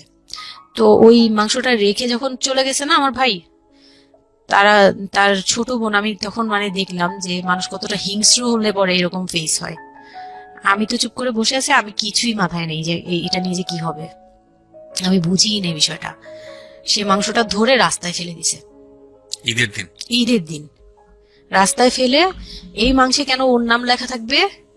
তাহলে এই যে আমরা কি, আমরাও তো ভাগ্নি, মানে আমরাও ভাগ্নি, আমাদের বাড়িতে আমার মাংস আসছে ওর নাম দিয়ে আসছে, তাহলে রান আসলো না কেন? দোষ হয়ে গেছে, এটা খুব বড় অন্যায় হয়ে গেছে। ভয়ানক। আমি ভয়ানক বলছি কারণে যে আমাদের সমাজে কিছু কালচার আছে যেগুলো আসলে মেয়ের বাড়ি থেকে পূরণ করা হয়, ধরে নেওয়া হয়, বা ছেলের বাড়ি থেকেও। সেটা পাঠ্য বইয়ে তো থাকে না এগুলা, মানে কালচারে আছে, এগুলো শুনতে ভালো লাগে, কিন্তু প্র্যাকটিসের জায়গা থেকে যদি এটা অত্যাবশ্যকীয় নিয়ম হয়ে যায় কখনো কখনো, যেটা কতটা ভয়ানক পেইনফুল হয়। কান্ট ইউ এভার ইমাজিন যে বাবার সামর্থ্য নাই, তারপরে তাকে চিন্তা করতে হচ্ছে যে আমার মেয়ের বাড়িতে একটা রান পাঠাতে হবে, আমার কোরবানি দেওয়ার সামর্থ্য নাই, এই রান পাঠানোর জন্য আমাকে কোরবানি দিতে হচ্ছে। মানে আমাদের এই ব্যাড প্র্যাকটিস গুলা কতটা ভয়ানক হয়ে গেছে আমাদের সমাজে, এবং ইনফ্যাক্ট এগুলো নিয়ে কেউ কখনো কথা বলে না। এগুলো নিয়ে কথা বলা উচিত।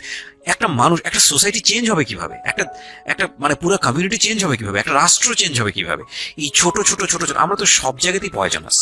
এই ছোট ছোট বিষয়গুলো যদি চেঞ্জ না হয়, আমরা যে এত ডিগ্রি নিচ্ছি, প্রতি বছর পিএইচডি, ভুরি পিএইচডি বের হচ্ছে, ডক্টরেট, হ্যাঁ, আমাদের বিশ্ববিদ্যালয়ে ভরে যাচ্ছে, আমাদের ছেলেমেয়েরা গোল্ডেন এ প্লাস, আমাদের পাশের হার বাড়ছে, কিন্তু এই সব যে মানে খোরা কালচার, ল্যাংড়া টাইপের কালচার, এগুলোর যে পরিবর্তন হচ্ছে না, বা এগুলো নিয়ে যে কেউ কখনো কোনো কথা বলে না, এগুলো নিয়ে না পত্রপত্রিকায় কথা হয়, না কোনো মিডিয়াতে কথা হয়, অথচ এগুলো আমাদের জীবনটাকে পঙ্গু করে দিচ্ছে, এবং এগুলো নিয়ে কেউ কখনো কথা বলে না।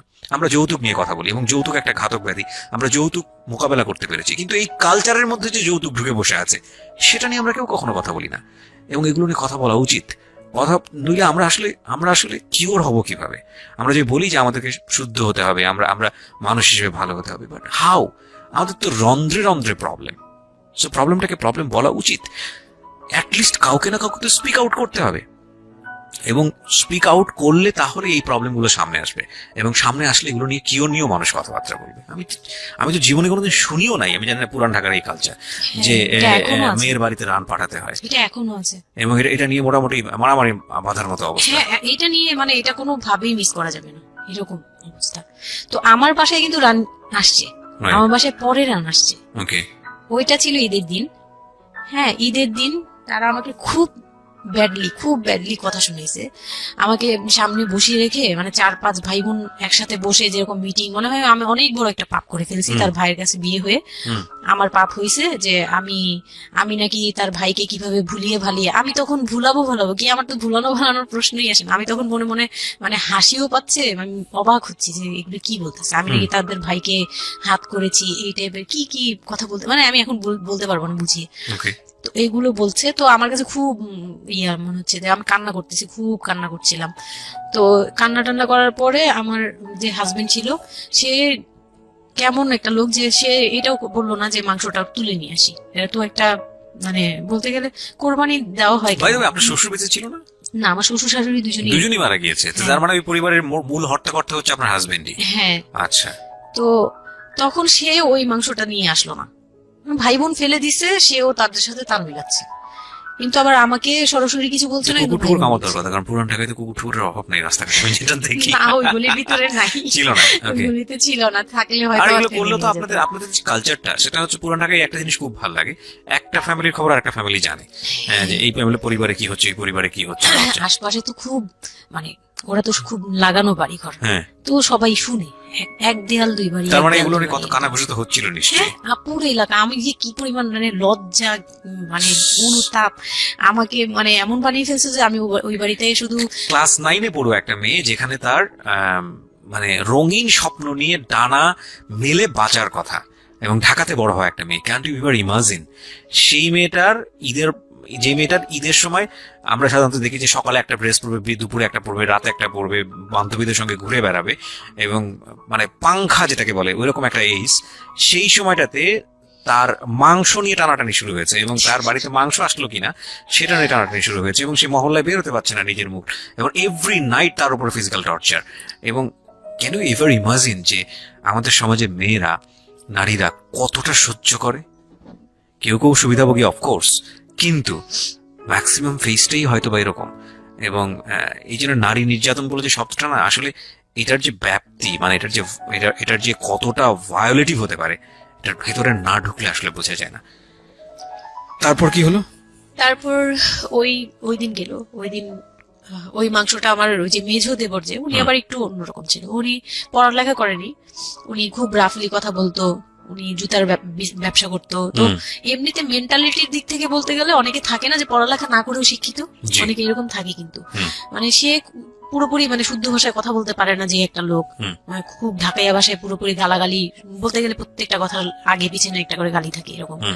কিন্তু তারপরেও না তার মেন্টালিটি আমার ভালো লাগতো। ইভেন নাও আমি এখনো চিন্তা করি যে আমার ওই ভাইয়া অনেক ভালো, হ্যাঁ, ওই দিক থেকে।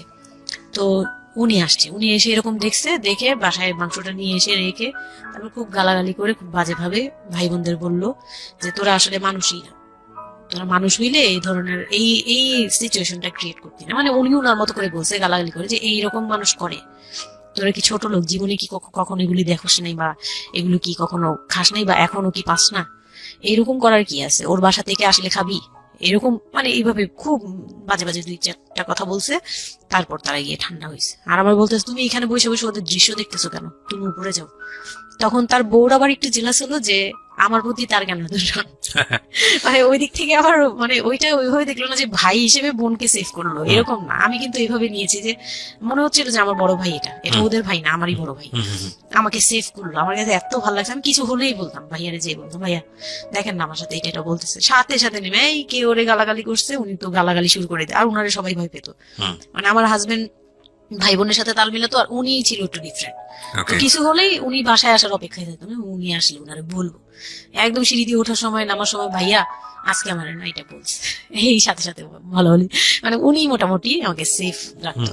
আর ছোট যে দেবরটা ছিল, ও হচ্ছে একদম কোনো কথাই বলে না, চুপচাপ, ইয়েস নো কিছুই বলে না, চুপচাপ। সে আবার ছিল স্কুল টিচার, মানে ওই পুরো ফ্যামিলিতে ওই এডুকেটেড ছিল, মাস্টার্স কমপ্লিট করা আর কি। খুব ভালো সাইড বেছে নিয়েছে যে কথা বলে এখানে লাভ হবে না। না, হ্যাঁ, সে একদম চুপ, একদম চুপ, নিরপেক্ষ। কারণ তাদের সাথে বলতে গেলে ভাই বোনের সাথে দ্বন্দ্ব হবে, আমার সাপোর্টে যেতে গেলে একটা বাজে কিছু ক্রিয়েট হবে, আবার আমাকে বকা দিতে গেলে এটা অন্যায় হবে, সে ওটা বুঝতো। মানে আমি যা সবকিছু মিলে যেটা দেখলাম যে এটার জন্যই সে চুপচাপ থাকতো। তো মানে উকিল মা যে ছিলেন আমার খালা, উনি কোরবানি দিয়ে পরের দিন রান পাঠাইছে। পরে এই রান পাঠানোর পরে আমার ওই যে মেজো দেবর যে ছিলেন, তিনি তা আরেকটা দিল, মানে আরেক ধোলাই দিল সবাইকে, ছোট লোক। এখন বল যে ও বাসায় ফোন করে বলছে বা বাসায় গেছে, ও তো কালকে থেকে বাসায় যায়নি, ওর হাত তো ফোনও নাই, ফোন নিলে তোদের কাছ থেকে নিতে হবে, তখন আমার হাতে ফোন নেই, তো ও তো বাসায়ও যায়নি। এখন বল যে এটা ও বলছে তারপর ও পাঠাইছে, তোরা এত ছোট লোক কেন, মানে ভাই বোনরাই বলতেছে। তো ওরা তো আর কিছু, হ্যাঁ এটা পাঠানো তো এটা উচিতই, এটা ওদের উচিত, এই সেই, এটা মানে সে তারা তারপরও ছোট হচ্ছে না, তারা মনে করতেছে এটাই করা উচিত ছিল, এটা না করলে আরেকটা কথা শুনাইতাম, এরকম বলতেছে উল্টা। তো ওইগুলো করার পরে আমিও আর গুলা মাথা থেকে ফেলে দিলাম, ভাইয়াও বলে টলে চলে গেল। আর আমার হাজবেন্ড যে ছিল সেও খুব খুশি, সে মানে আমার বাসা থেকে পাঠাইছে এই সেই। তো বিয়ের 4 মাস পরে মেইন পার্ট যেটা, যে আমি কনসেপ্ট করি, তখন আমি বুঝতে পারি না কনসেপ্ট এই 13-14 বছর বয়সে। হ্যাঁ, তখন আমি স্কুল যাতায়াত করতাম, রেগুলার না, আচ্ছা, মাঝে মাঝে রেগুলার, মানে মাঝে মাঝে বলতে আমি চাচ্ছিলাম কি পড়াটা রানিং থাকুক, এক্সাম গুলো দিব আর বাসায় থাকবো। আর বাসা থেকে যখন স্কুল ড্রেস পরে বেরোতাম, আমাকে সবাই মিলে কি কি যে বলতো, মানে বলার মতো না, এগুলো অকথ্য ভাষা বলতে গেলে, যে মানে নোংরা নোংরা কথা বলতো। তো যাই হোক, ওগুলো আমি কানেও নিতাম না, আমি বলতাম না আমি স্কুলে যাব। আর যেহেতু বিয়ের সময় বলছে যে ওরে পড়াশোনা করতে দিব, আমার হাজবেন্ড এগুলো বলছে, ও না ও স্কুলে যাবে আসবে সবই করবে। পরে গিয়ে বলে কি তুমি বাড়ির বড় বউ, তুমি যদি স্কুল ড্রেস পরে স্কুলে যাও কেমন দেখা যায়, আমি তো বোরকা পরতাম। তো বলে না স্কুলে গিয়ে তো তোমার বোরকাটা খুলতে হয়, অ্যাসেম্বলিতে দাঁড়াও, ওই যে পিটি করো তোমরা, এগুলো তো আশপাশ থেকে দেখা যায়, এলাকার ভিতরে স্কুল। আমার আমার অসম্মান এটা, এটা তার অসম্মান হয়ে উনি যায়। পড়াশোনা করেছেন আপনার হাজবেন্ড? না, উনি ক্লাস 5 পর্যন্ত পড়ে আর পড়াশোনা করেন। রাইট, ওনার জন্য অসম্মানই হবে এটা। আমি ক্লাস 5 পড়ুয়া যারা আছেন বাংলাদেশ, তাদের সবার প্রতি রেসপেক্ট রেখে বলছি। ক্লাস 5 না, এনার ডিগ্রি পাস করা এরকম অনার্স মাস্টার্স পড়ুয়া এরকম অনেক ছেলে মেয়ে আছেন যারা এই ধরনের মানে আজগুবি ল্যাংড়া টাইপ যুক্তি দিয়ে জীবনটাকে চালান। তাদের জন্য এটা আসলে অযুক্তি, কি হবে, কিছু করার নাই। হ্যাঁ, তো আমি তখন চিন্তা করছি যে আমি স্কুলে যাব, তো মাঝে মাঝে করতাম কি একটু করেই মানে ম্যানেজ করে যাওয়ার চেষ্টা করতাম, বিষয়টা যদি রিকোয়েস্ট। এরকম হতে ধরেন, আমি জানি না, প্রথমত যেটা ঠিকই হয়নি, মানে কোনো কিছুই ঠিক হয়নি। শুনছি আর মেজাজ খারাপ হচ্ছে আসলে, মানে কোনো কিছুই ঠিক হয়নি। তারপরও যদি খারাপের মধ্যে ভালোটা চিন্তা করি, যে ঠিক আছে এত কিছু একটা মানুষের এত খারাপ, একটা দুটো দিক তো ভালো থাকতে পারে না। ওর ওয়াইফকে সে সাথে করে নিয়েছে, ঠিক আছে তোমার স্কুলে চলো আমি তোমাকে পৌঁছে দিয়ে আসি, স্কুলে পৌঁছে দিয়ে আসলো, স্কুল থেকে নিয়ে আসলো। কিছু জিনিস হয়তো ওনার আত্মসম্মানে লাগবে, যেহেতু উনি বেশি দূর পর্যন্ত লেখাপড়া করেনি, উনি উনি কালচারের সাথে অভ্যস্ত না। এতটুকু হলেও তো ও নিজের মনটাকে বুঝতে দিতে পারতো যে না, আমার হাজবেন্ড আমাকে কেয়ার করে। মানে স্টুপিডিটি আর কি, মানে লিমিটলেস স্টুপিডিটি যাকে বলে। হ্যাঁ, তুমি অ্যাসেম্বলিতে দাঁড়াবে, সেখানে তোমার লেখাপড়া বন্ধ, বদমাইশ। তারপর স্কুল বন্ধ করে দিল। না, তখন আমি কনসেপ্ট করি, আমি বুঝতে পারিনি। আমার তখন টেস্ট পরীক্ষা চলছে স্কুলে। তো পরীক্ষা দিতে দিতে আমার মানে শারীরিক পরিবর্তন খেয়াল করলাম, যে আমার বমি লাগতেছে খুব, মানে বইয়ের দিকে তাকাতে পারছি না, খাতার দিকে তাকাতে মানে মাথা কেমন করতেছে। তখন ক্লাস 9-এ। তখন আপনি জানেন আপনি কনসিভ করেছেন? না, আচ্ছা। তখনও মানে এটা সিমটম ওকে, ফার্স্ট। ওকে। তো এইরকম হওয়ার পরে রাতে 11:30-12টার দিকে আমি না খুব গড়াগড়ি করে কান্না করতেছি, জোরে জোরে, মানে খুব গড়াগড়ি করে জোরে জোরে কান্না করতেছে। আমি আমার মাথায় নেই যে কে কে শুনতেছে কে না শুনতেছে এরকম। তো এটা দেখে তার বোন, যেটা বিয়ে হয়ে গেছে, সে আবার ছিল বাসায়। তো সে দেখে বলতেছে, সে আবার মানে খারাপ লাগছে তার কাছে, বলে চলো এক্ষুনি তোমার নিয়ে হসপিটালে যাব। হ্যাঁ, ওর কি হইলো হঠাৎ করে, কি খাইছিলা তুমি, কি উল্টাপাল্টা কিছু খাইছো কিনা, এই সেই। বলছি না, আমার কেন জানি অনেক পেট ব্যথা করতে, আমি পারতেছি না সহ্য করতে, পেট জ্বলতেছে আমার খুব। তো নিয়ে গেল ডাক্তারের কাছে। তখন ডাক্তার আমার নার্ভস দেখে বললো যে she is pregnant. But 100% confirm করতে পারবেন আল্ট্রাসাউন্ড না, করলে এমনিতে আপনার তবে সাথে? উনি আর কি ওনার মতো করে বলছে। আচ্ছা, আচ্ছা, আর okay. তখন টেস্ট দিল একটা, যে রাতে নিয়ে যান, ইউরিন টেস্ট টাইপের একটা কিছু বাসায় করা যাবে, ওই টাইপের একটা টেস্ট দিল। তো ওইটাই করলাম। বাসায় এসে করার পরে পজিটিভ আসছে, যেভাবে বলছে ওইভাবে করছি, করার পরে পজিটিভ আসছে। How do you feel? Positive আসার পরে মানে আমার কাছে যেটা মনে হচ্ছিল যে আমি মানে এতটা খুশি হয়েছি। আমি কিন্তু বিয়ে নিয়েও খুশি না, আমার মনে হচ্ছে এটাই আমার অ্যাচিভমেন্ট লাইফের। আচ্ছা, এতটা খুশি হয়েছে আমি বলতে পারবো না কেন। এটা আসলে ন্যাচারালি আল্লাহ হয়তো প্রত্যেকটা মেয়ের মধ্যে এই বিষয়টা দিয়ে দেন, যে নইলে আসলে মা কেন, মানে মা তো মাই, এটা আসলে আল্লাহ গিফটেড। অফকোর্স দেখেন, এরকম একটা ডিফিকাল্ট সিচুয়েশনের মধ্যে, যেখানে 13 বছর বয়সে ওর আসলে এই জিনিসটা ফিল করার কথা না, সেখানে ও ফিল করতেছে, এটা কিন্তু লজিকলেস ফিল, এবং এই ফিলটা সম্পূর্ণই ন্যাচারাল। ওকে, আমার কাছে তখন মনে হচ্ছিল কি যে আমার পেটে একটা জীবন্ত কিছু আছে, এক্স্যাক্টলি। মানে এরকম ফিল হচ্ছে।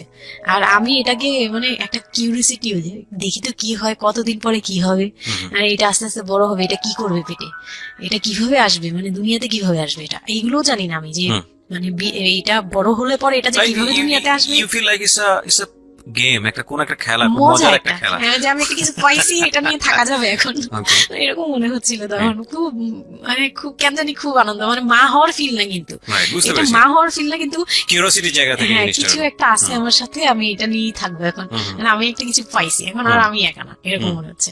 তো আমি না দৌড়ে দৌড়ে বের হয়ে বললাম কি, ওই যে বোনটা আমাকে রাতে নিয়ে গেছিল ডাক্তারের কাছে, সে তো ছিল রাতে। তো আমি বের হয়ে বলতেছি কি, আপা আপা আমার না এইরকম 2টা আসছে, মানে এই পজিটিভ স্টেপ গুলো আসে যেগুলো বলছি। পরে সে না সাথে সাথে বলে কি, এখন তো আমাদের কদর কমে যাবে আরো।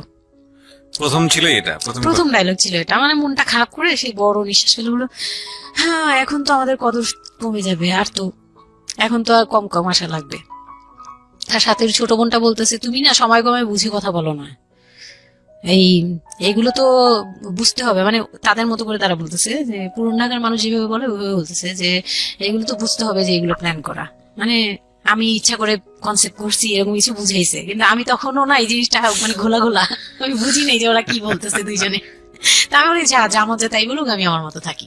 তা আমি দূর দিয়ে গিয়ে আমার হাজবেন্ডকে না বললাম, এই উঠেন না উঠেন না উঠেন না। আমি তখনও পর্যন্ত কিন্তু তাকে খুশি হয়ে কিছু বলিনি, ফার্স্ট তাকে খুশি মনে কিছু বলতেছি। বিয়ের 4 মাসে আমি তাকে কখনো ডাকও দিইনি, তাকে কিছু বলিও নাই, বা আমি ওনাকে কোনো রিকোয়েস্টও করি নাই, Okay. কোনো আহ্লাদও করিনি। ফার্স্ট মানে মনে হলো যে আহ্লাদ করে বলি, যে জানেন আমি আমি এরকম আসছে আমার। তো আমি কাকে বলবো, কাকে ওদের করে খুশি করতে পারিনি, যাই রে দেখি খুশি করতে পারি কিনা। যে তাকে ধাক্কা দিছি, সে ঘুম থেকে বিরক্ত হয়ে উঠলো, এই ধাক্কাটা কি করো কেন, কি হয়েছে? আমি তো মনটা হয়ে গেলাম কি, যে আমি তো এরকম আমার পজিটিভ আসছে, দেখালাম যে এই যে এইটা হলে না পজিটিভ হয়, রাতে পেট ব্যথা বলছিলাম না, তো ওইটার ইয়েতে এটা আসছে। তারপরে না চুপ হয়ে তাকায় আছে, বলে কি এইগুলা কি, আগে এইগুলা কি, মানে বুঝলাম না। বলে কি এইটা তো ঠিক না। কি ঠিক না? তারপর বলতেছে যে এই এখন তো এগুলোর দরকার নেই আমাদের, এখন তো এগুলোর কোনো দরকার নাই। তো আমি বলি আপনি আমার স্কুল যেতে দিবেন না। আমি এবার তখন মুখ খুললাম, স্কুল যেতে দেন না, তারপরে আর আমি তো এই জিনিস মানে এটা কিভাবে কি হয়েছে আমি তো জানি না। আমি ভাবছি যে আপনি হয়তো বা কিছু করছেন, আমি জানি না। আমি তাকে এইভাবেই বললাম খুলে, যে আমি তো আসলে জানি না, যে আমি ভাবছি আপনি চাচ্ছিলেন এই জন্য হয়তো বা এরকম কিছু হয়েছে। আর মানে প্রোটেকশন নেওয়া টেওয়া সবকিছু তার উপর ডিপেন্ড করে। তারপরে হচ্ছে এটা বলার পরে না মানে আমি আর কিছু বলার মতো ইয়েতে ছিলাম না, আমি চুপচাপ, যে ওরা কি করবে না করবে আমি কিছু জানি না। তো আমার হাজবেন্ড যেটা করলো, যে সে চাচ্ছিল না যে আমি মানে সে চাচ্ছিল না বেবিটা, মূল কথা হচ্ছে সে চাচ্ছে এটাকে বেবিটা অ্যাভয়েড করে চাচ্ছি ফেলতে। না, মানে কিন্তু কিছু বলতেও পারছে না। আমি এবার বাসায়ও বলছি, বাসায় সবাইও খুব চিন্তিত আমার এইটুক বয়সে আমি কিভাবে কি করব।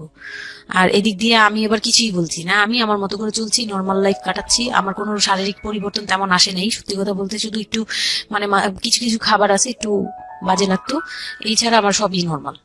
আমি নর্মাল ওয়েতেই আমি ওই ওষুধ খাচ্ছি রেগুলার, আর হাঁটা চলা করতেছি, লাফালাফি সিঁড়ি পাওয়া কোনো কিছুতেই আমার নিয়ে নেই। দাদা আছে আছে, ডাক্তার থেকেও কোনো ধরনের কোনো কন্ডিশন দেয়নি?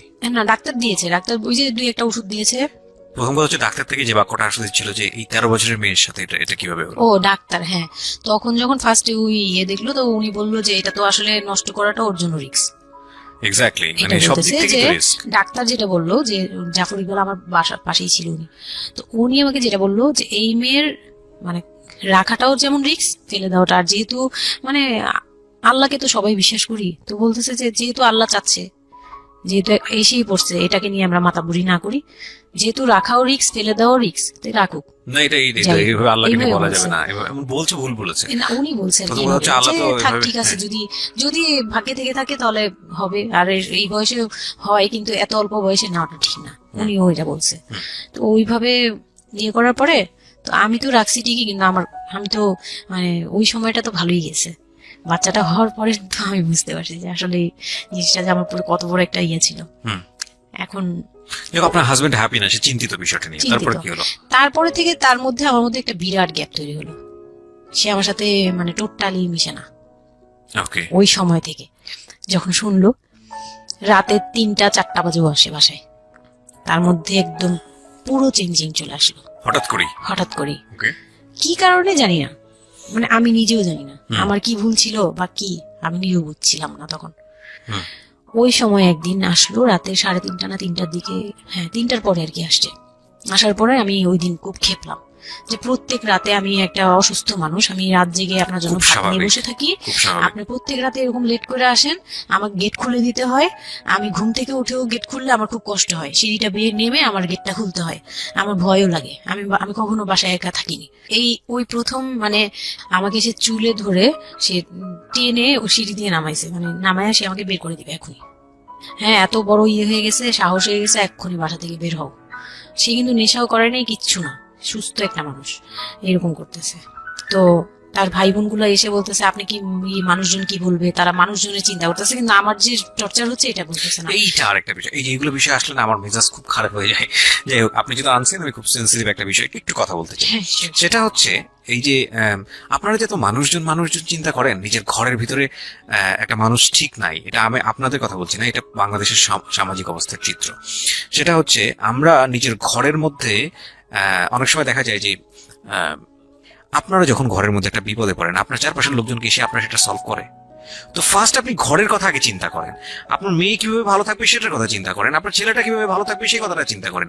এতে যদি আপনার দুর্নাম হয়ও কিছুটা, সেটা আপনার ওভারলুক করা উচিত। বরং আপনি যাদের কথা চিন্তা করে এই ছেলে মেয়েদের প্রতি খারাপ আচরণ করতেছেন, আপনার ছেলে মেয়ে খারাপ থাকার কারণে একটা সময় গিয়ে সেটা আউটব্রাস্ট হবেই। যেই মান সম্মানের কথা আপনি চিন্তা করতেছেন, সেই মান সম্মান আরো বেশি পরিমাণে ক্ষতিগ্রস্ত হবে। আমাদের সমস্যাটা কি হচ্ছে এই জায়গাটায়, আমরা চারপাশের ঘরের লোকজন কি মনে করবে সেটা চিন্তা করি, অথচ চারপাশের ঘরের লোকজন কারা বসবাস করে, কোথা থেকে আসছে, কি অবস্থা, সেই খোঁজ খবর আমরা রাখি না। কিন্তু আমাদের মান ইজ্জত তাদের হাতে। স্টুপিড মানে ফিলোসফি নিয়ে আমরা আমাদের সোসাইটিতে চলি। This is very important thing, এবং এগুলোর পরিবর্তন হওয়া উচিত। তারপরে কি হলো? তারপর এই হলো ফার্স্ট এই গেল, এইটার পরে এরপর থেকে চলতেছে কন্টিনিউ, মানে এরকম আচরণই করছে সে আমার সাথে। একটু এবং ওই 4 মাসের সময়টা খুব ক্রুশিয়াল একটা মোমেন্ট, খুবই ক্রুশিয়াল একটা হ্যাঁ, সকালে উঠে আমার রুটি বানাতে হতো কন্টিনিউ। সে বাইরের নাস্তা খাবে না, তাকে রুটি বানিয়ে খাওয়াতে হবে। ওই অবস্থায় আমি মানে সকালে উঠে ঘুম থেকে উঠে রুটি বানাতাম, ওর ভাই বোনের জন্য, ওর জন্য, সবার জন্য বানাতাম। এটা না আমাদের সমাজের ছেলেরা না বুঝতেই চায় না, এবং এটা নিয়ে আমাদের কোনো শিক্ষা নাই।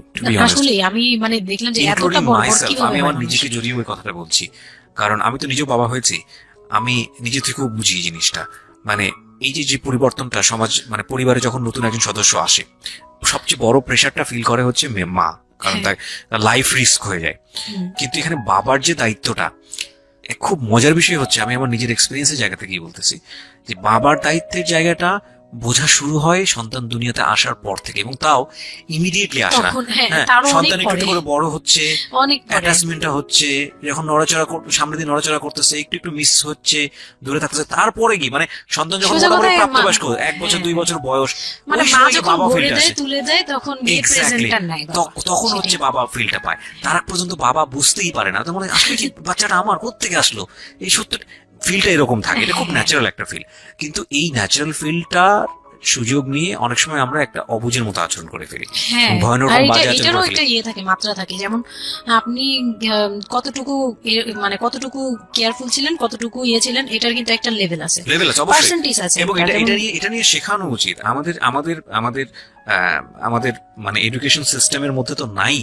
এবং আমরা জানি না ম্যারেজ কাউন্সিলিং বলে অনেক একটা বিষয় আছে, এগুলো তো আমাদের প্র্যাকটিসে নাই, কোনোভাবে নাই, এগুলো তো আমাদের কাছে চিন্তাই করা যায় না, বিলাসিতা। এবং আমাদের রাইট, এবং বাবা যিনি, একটা হচ্ছে যে মা হওয়ার একটা প্রিপারেশন দরকার আছে, মেন্টাল প্রিপারেশন, একটা বাবা হওয়ার জন্য একটা মেন্টাল প্রিপারেশন দরকার আছে।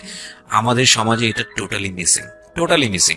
আমরা এই নারীদের কাছ থেকে যে গাইডটা পেয়ে আসছি, সেটা না বুঝে না শুনে প্র্যাকটিস করেছি।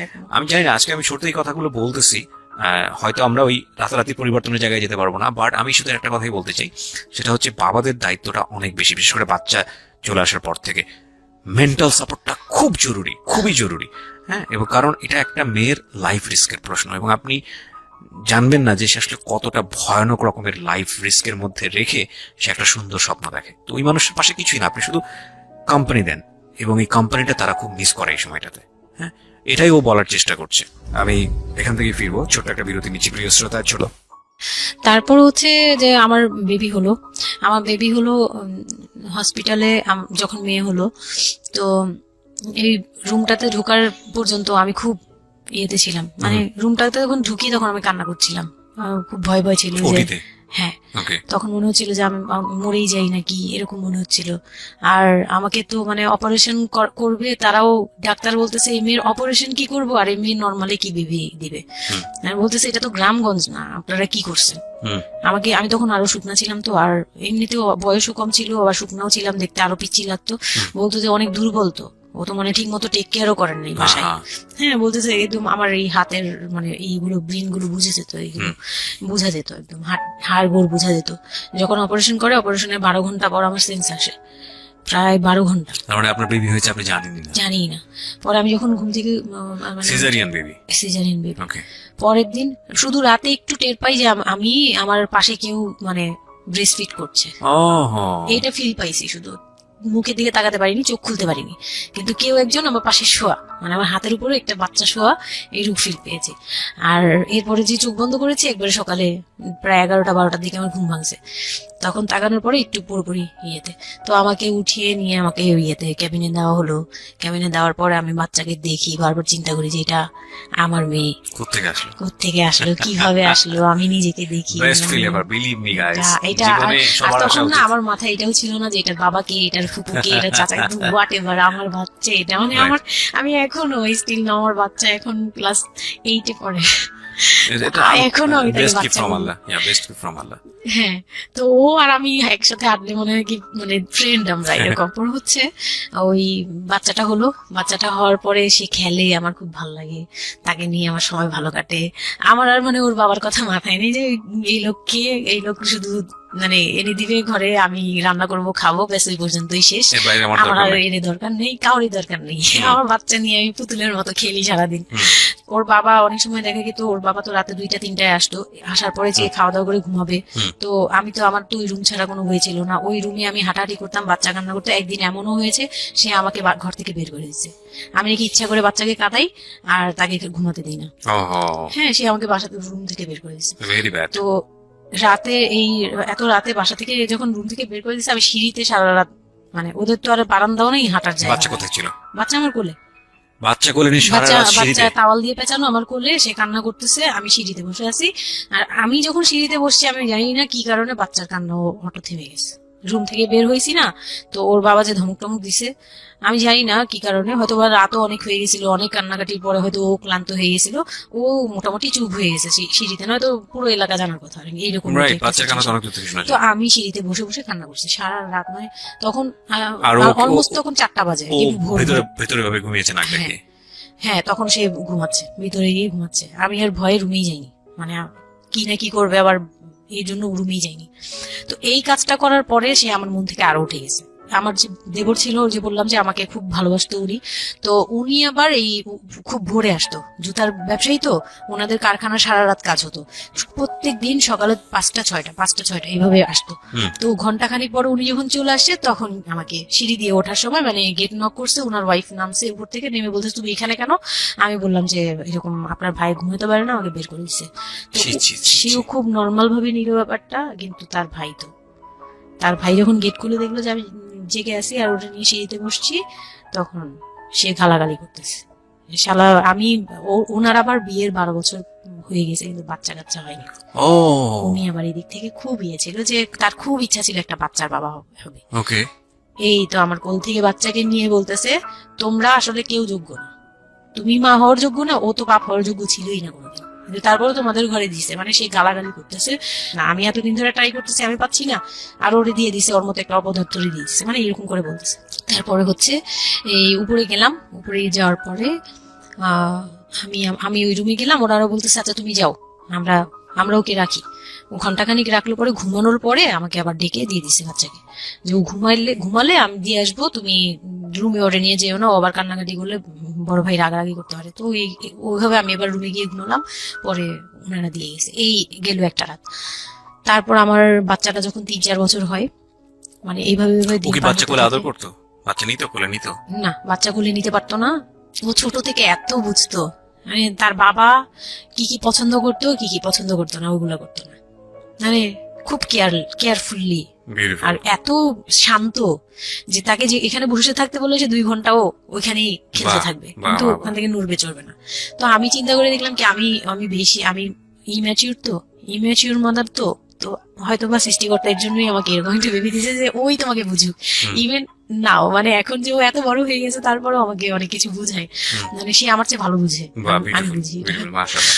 তো যাই হোক, ও যখন 3 বছর হলো, 3 বছর 3.5 বছর, তখনই আমি তাকে স্কুলে দিব।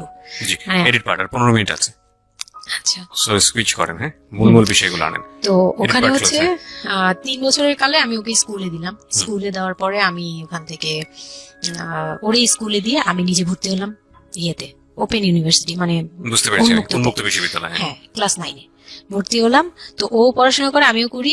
বাসায় বা আশপাশের সবাই আমাকে নানান ধরনের কথা বলে যে মা মেয়ে একসাথে স্কুল ব্যাগ নিয়ে যায়, কেমন দেখা যায়। আমি বলছি যা মন চায় তাই দেখা যাক। আমার তখন আমি একটু ডেসপারেট একটু হয়ে respect, গেছিলাম। এটাই বলছিলাম যে এই ধরনের মেয়েরা সাধারণত জীবনের একটা পর্যায়ে গিয়ে মারাত্মক রকমের ডেসপারেট হয়ে যায়। এটা শুধু মেয়েরা বলবো না, মানুষ বলবো আমি। তো আমি নিজে ইংলিশ মিডিয়ামে পড়ছি, তো মানে খুব বেশি বয়সগুলো পার হয়, ভালো লাগে না। তো ও বাংলা মিডিয়ামে দিলাম, শিশু শ্রেণী থেকে 1-এ উঠে গেল 4 বছর বয়সে। এইভাবে করে সে উঠতেছে, মানে সে খুব ভালো রেজাল্ট করে। আমারও খুব মজা লাগতে লাগলো, আমি তাকে পড়াই, নিজে পড়ি। দুইজন মামে মিলে ওকে স্কুলে দিয়ে দেখা যায় আমি আমার কোচিং এ যাই, আমি আবার কোচিং করা শুরু করলাম। তো সেও খুব মজা পেত যে তোমার ব্যাগ আর আমার ব্যাগ, মানে ওয়েট করতো। খুব মজার একটা সময় ছিল যে দুইজনে টিফিন নিয়ে যাচ্ছি। তো আমরা খুব মজা করে এরকম ক্লাস করতাম। ওর বাবার মাঝখানে একটু জেলাসি হলো, মানে মাঝে মাঝে খুব জেলাসি করতো। তো এইগুলো নিয়ে একটা পর্যায়ে যে বিয়ের প্রায় 6 বছর বা 7 বছর কালে তার বাবা এমন ভাবে একটা লোন করলো, 8 লাখ টাকার একটা লোন করলো। আমি এটা বুঝতে পারিনি, আমি তখন মাত্র এসএসসি পাস। রিপন? হ্যাঁ, 8 লাখ টাকার লোন? 8 লাখ টাকার লোন ব্র্যাক ব্যাংক থেকে।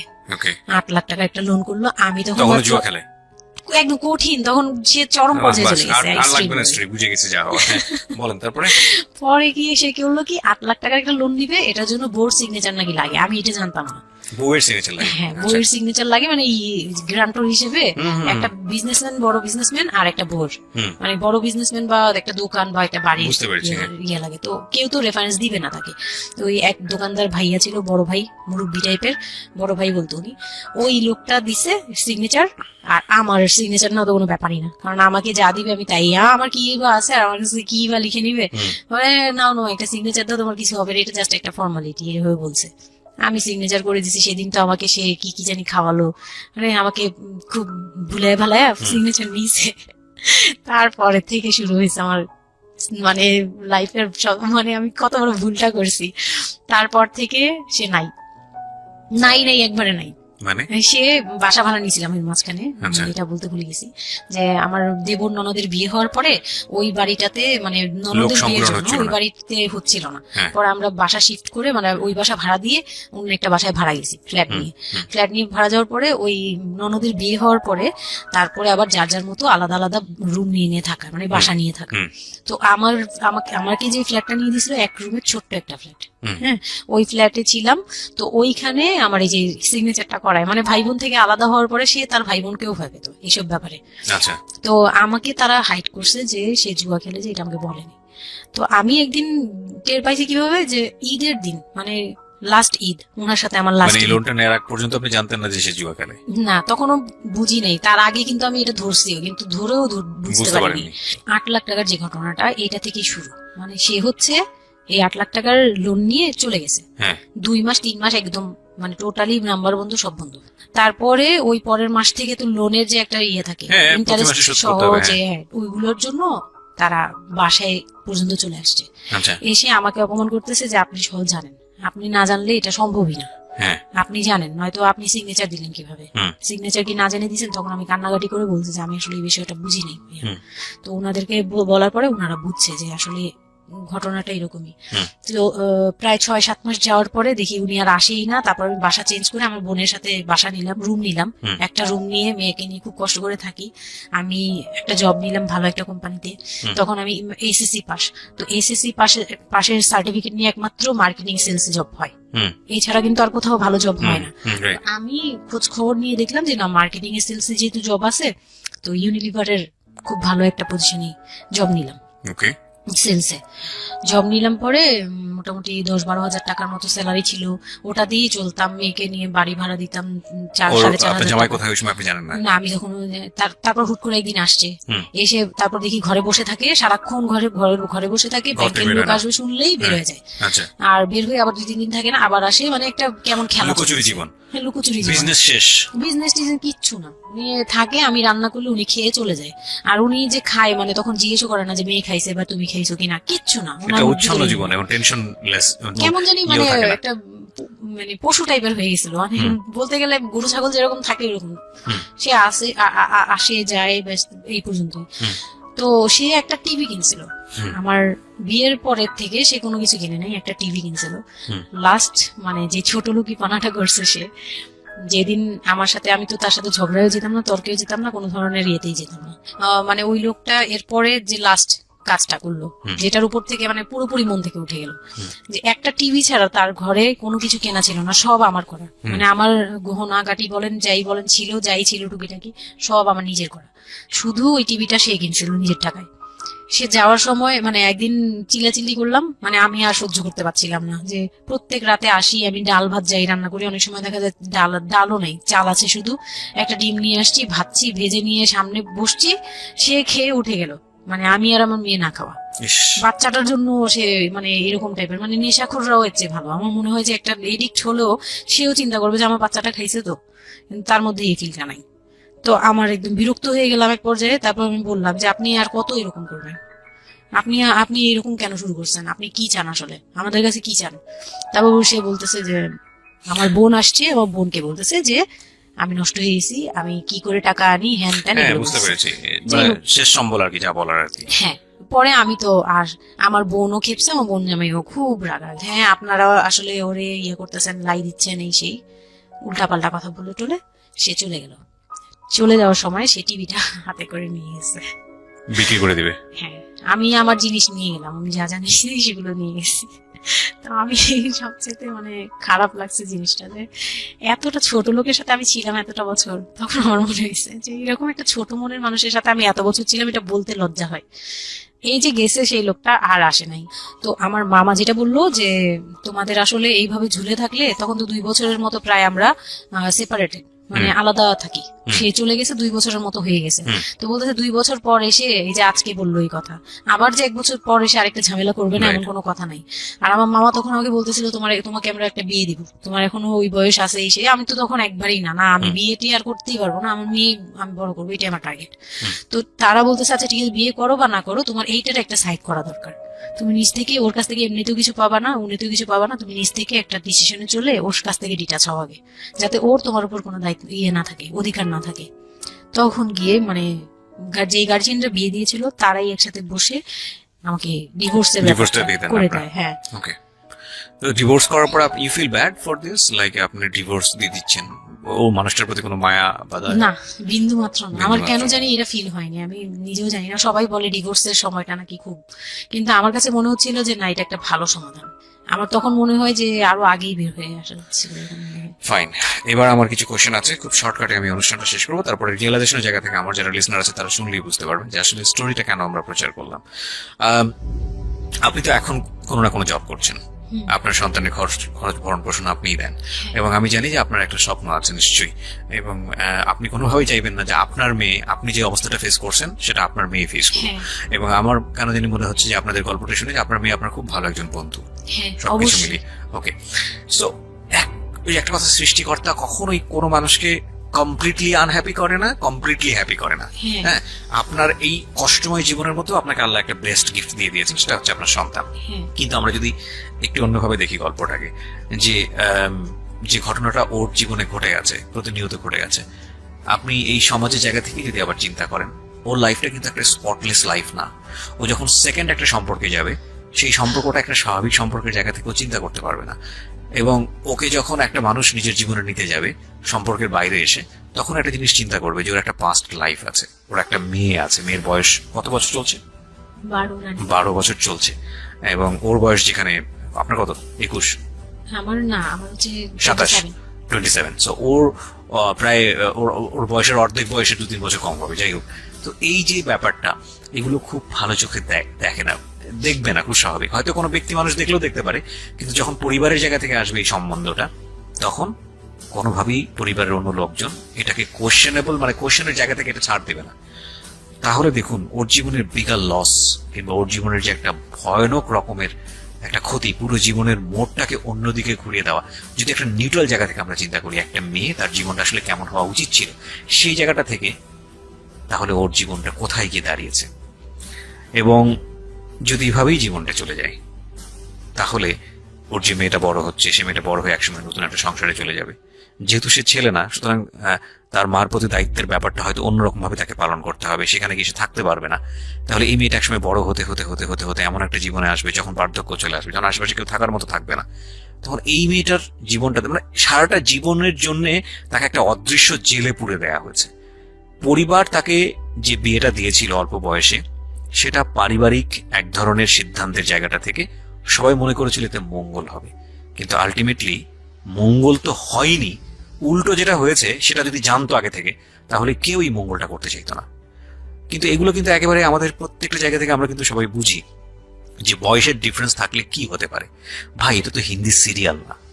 এখানে একটা অসম বয়সে একটা মেয়ে বা ছেলের বিয়ে হলো, তারপরে দেখা গেল যে স্বাভাবিকভাবে তাদের মধ্যে যেটা হওয়ার কথা সেটা হচ্ছে না, অন্য কিছু হচ্ছে। এই বিষয়গুলো তো আসলে এরকম না। জীবনটা তো আসলে এই ধরনের ড্রামা মেনটেন করে না, এটা নাটকের চেয়ে অনেক বেশি নাটকীয়। সুতরাং যারা এই ধরনের কাজ করেন বা কাজ করতে উৎসাহ দেন তাদেরকে আমরা রিকোয়েস্ট করব যে একটা জীবন ধ্বংস করার জন্য এই রকম অনৈতিক সিদ্ধান্ত যথেষ্ট। অতএব কোনো মেয়ের কিংবা ছেলের মেন্টাল ম্যাচুরিটি, শুধু ফিজিক্যাল ম্যাচুরিটি না, mental maturity which is very very important, মানসিকভাবে পরিপক্ক ফর দ্যাট পার্টিকুলার থিং, মানে ওই যে জিনিসটার জন্য আপনারা তাকে তৈরি করছেন, লাইক সে যদি সংসার করতে চায় বা কোনো কিছু করতে চায়, সেটার জন্য ওই মানুষটা যদি মানসিকভাবে পরিপক্ক না হয় তাহলে কখনোই তাকে সেই জায়গাটায় ঠেলে দেওয়া উচিত না। এতে দিয়ে আপনি যদি মনে করেন, বিশেষ করে বাবারা অনেক সময় মনে করে, মারা অনেক সময় মনে করে মেয়ে বিয়ে হলে যাক হাফ ছেড়ে বাঁচলাম, এটা একটা ভয়ানক রকমের ভুল সিদ্ধান্ত। কারণ অপাত্রে যদি মেয়ের যা চায় তাহলে হাফ ছেড়ে বাঁচার আসলে কোনো সুযোগ থাকে না। আমার মনে হয় এই লাইনটার সাথে বাংলাদেশের অনেক বাবা মাই পরিচিত।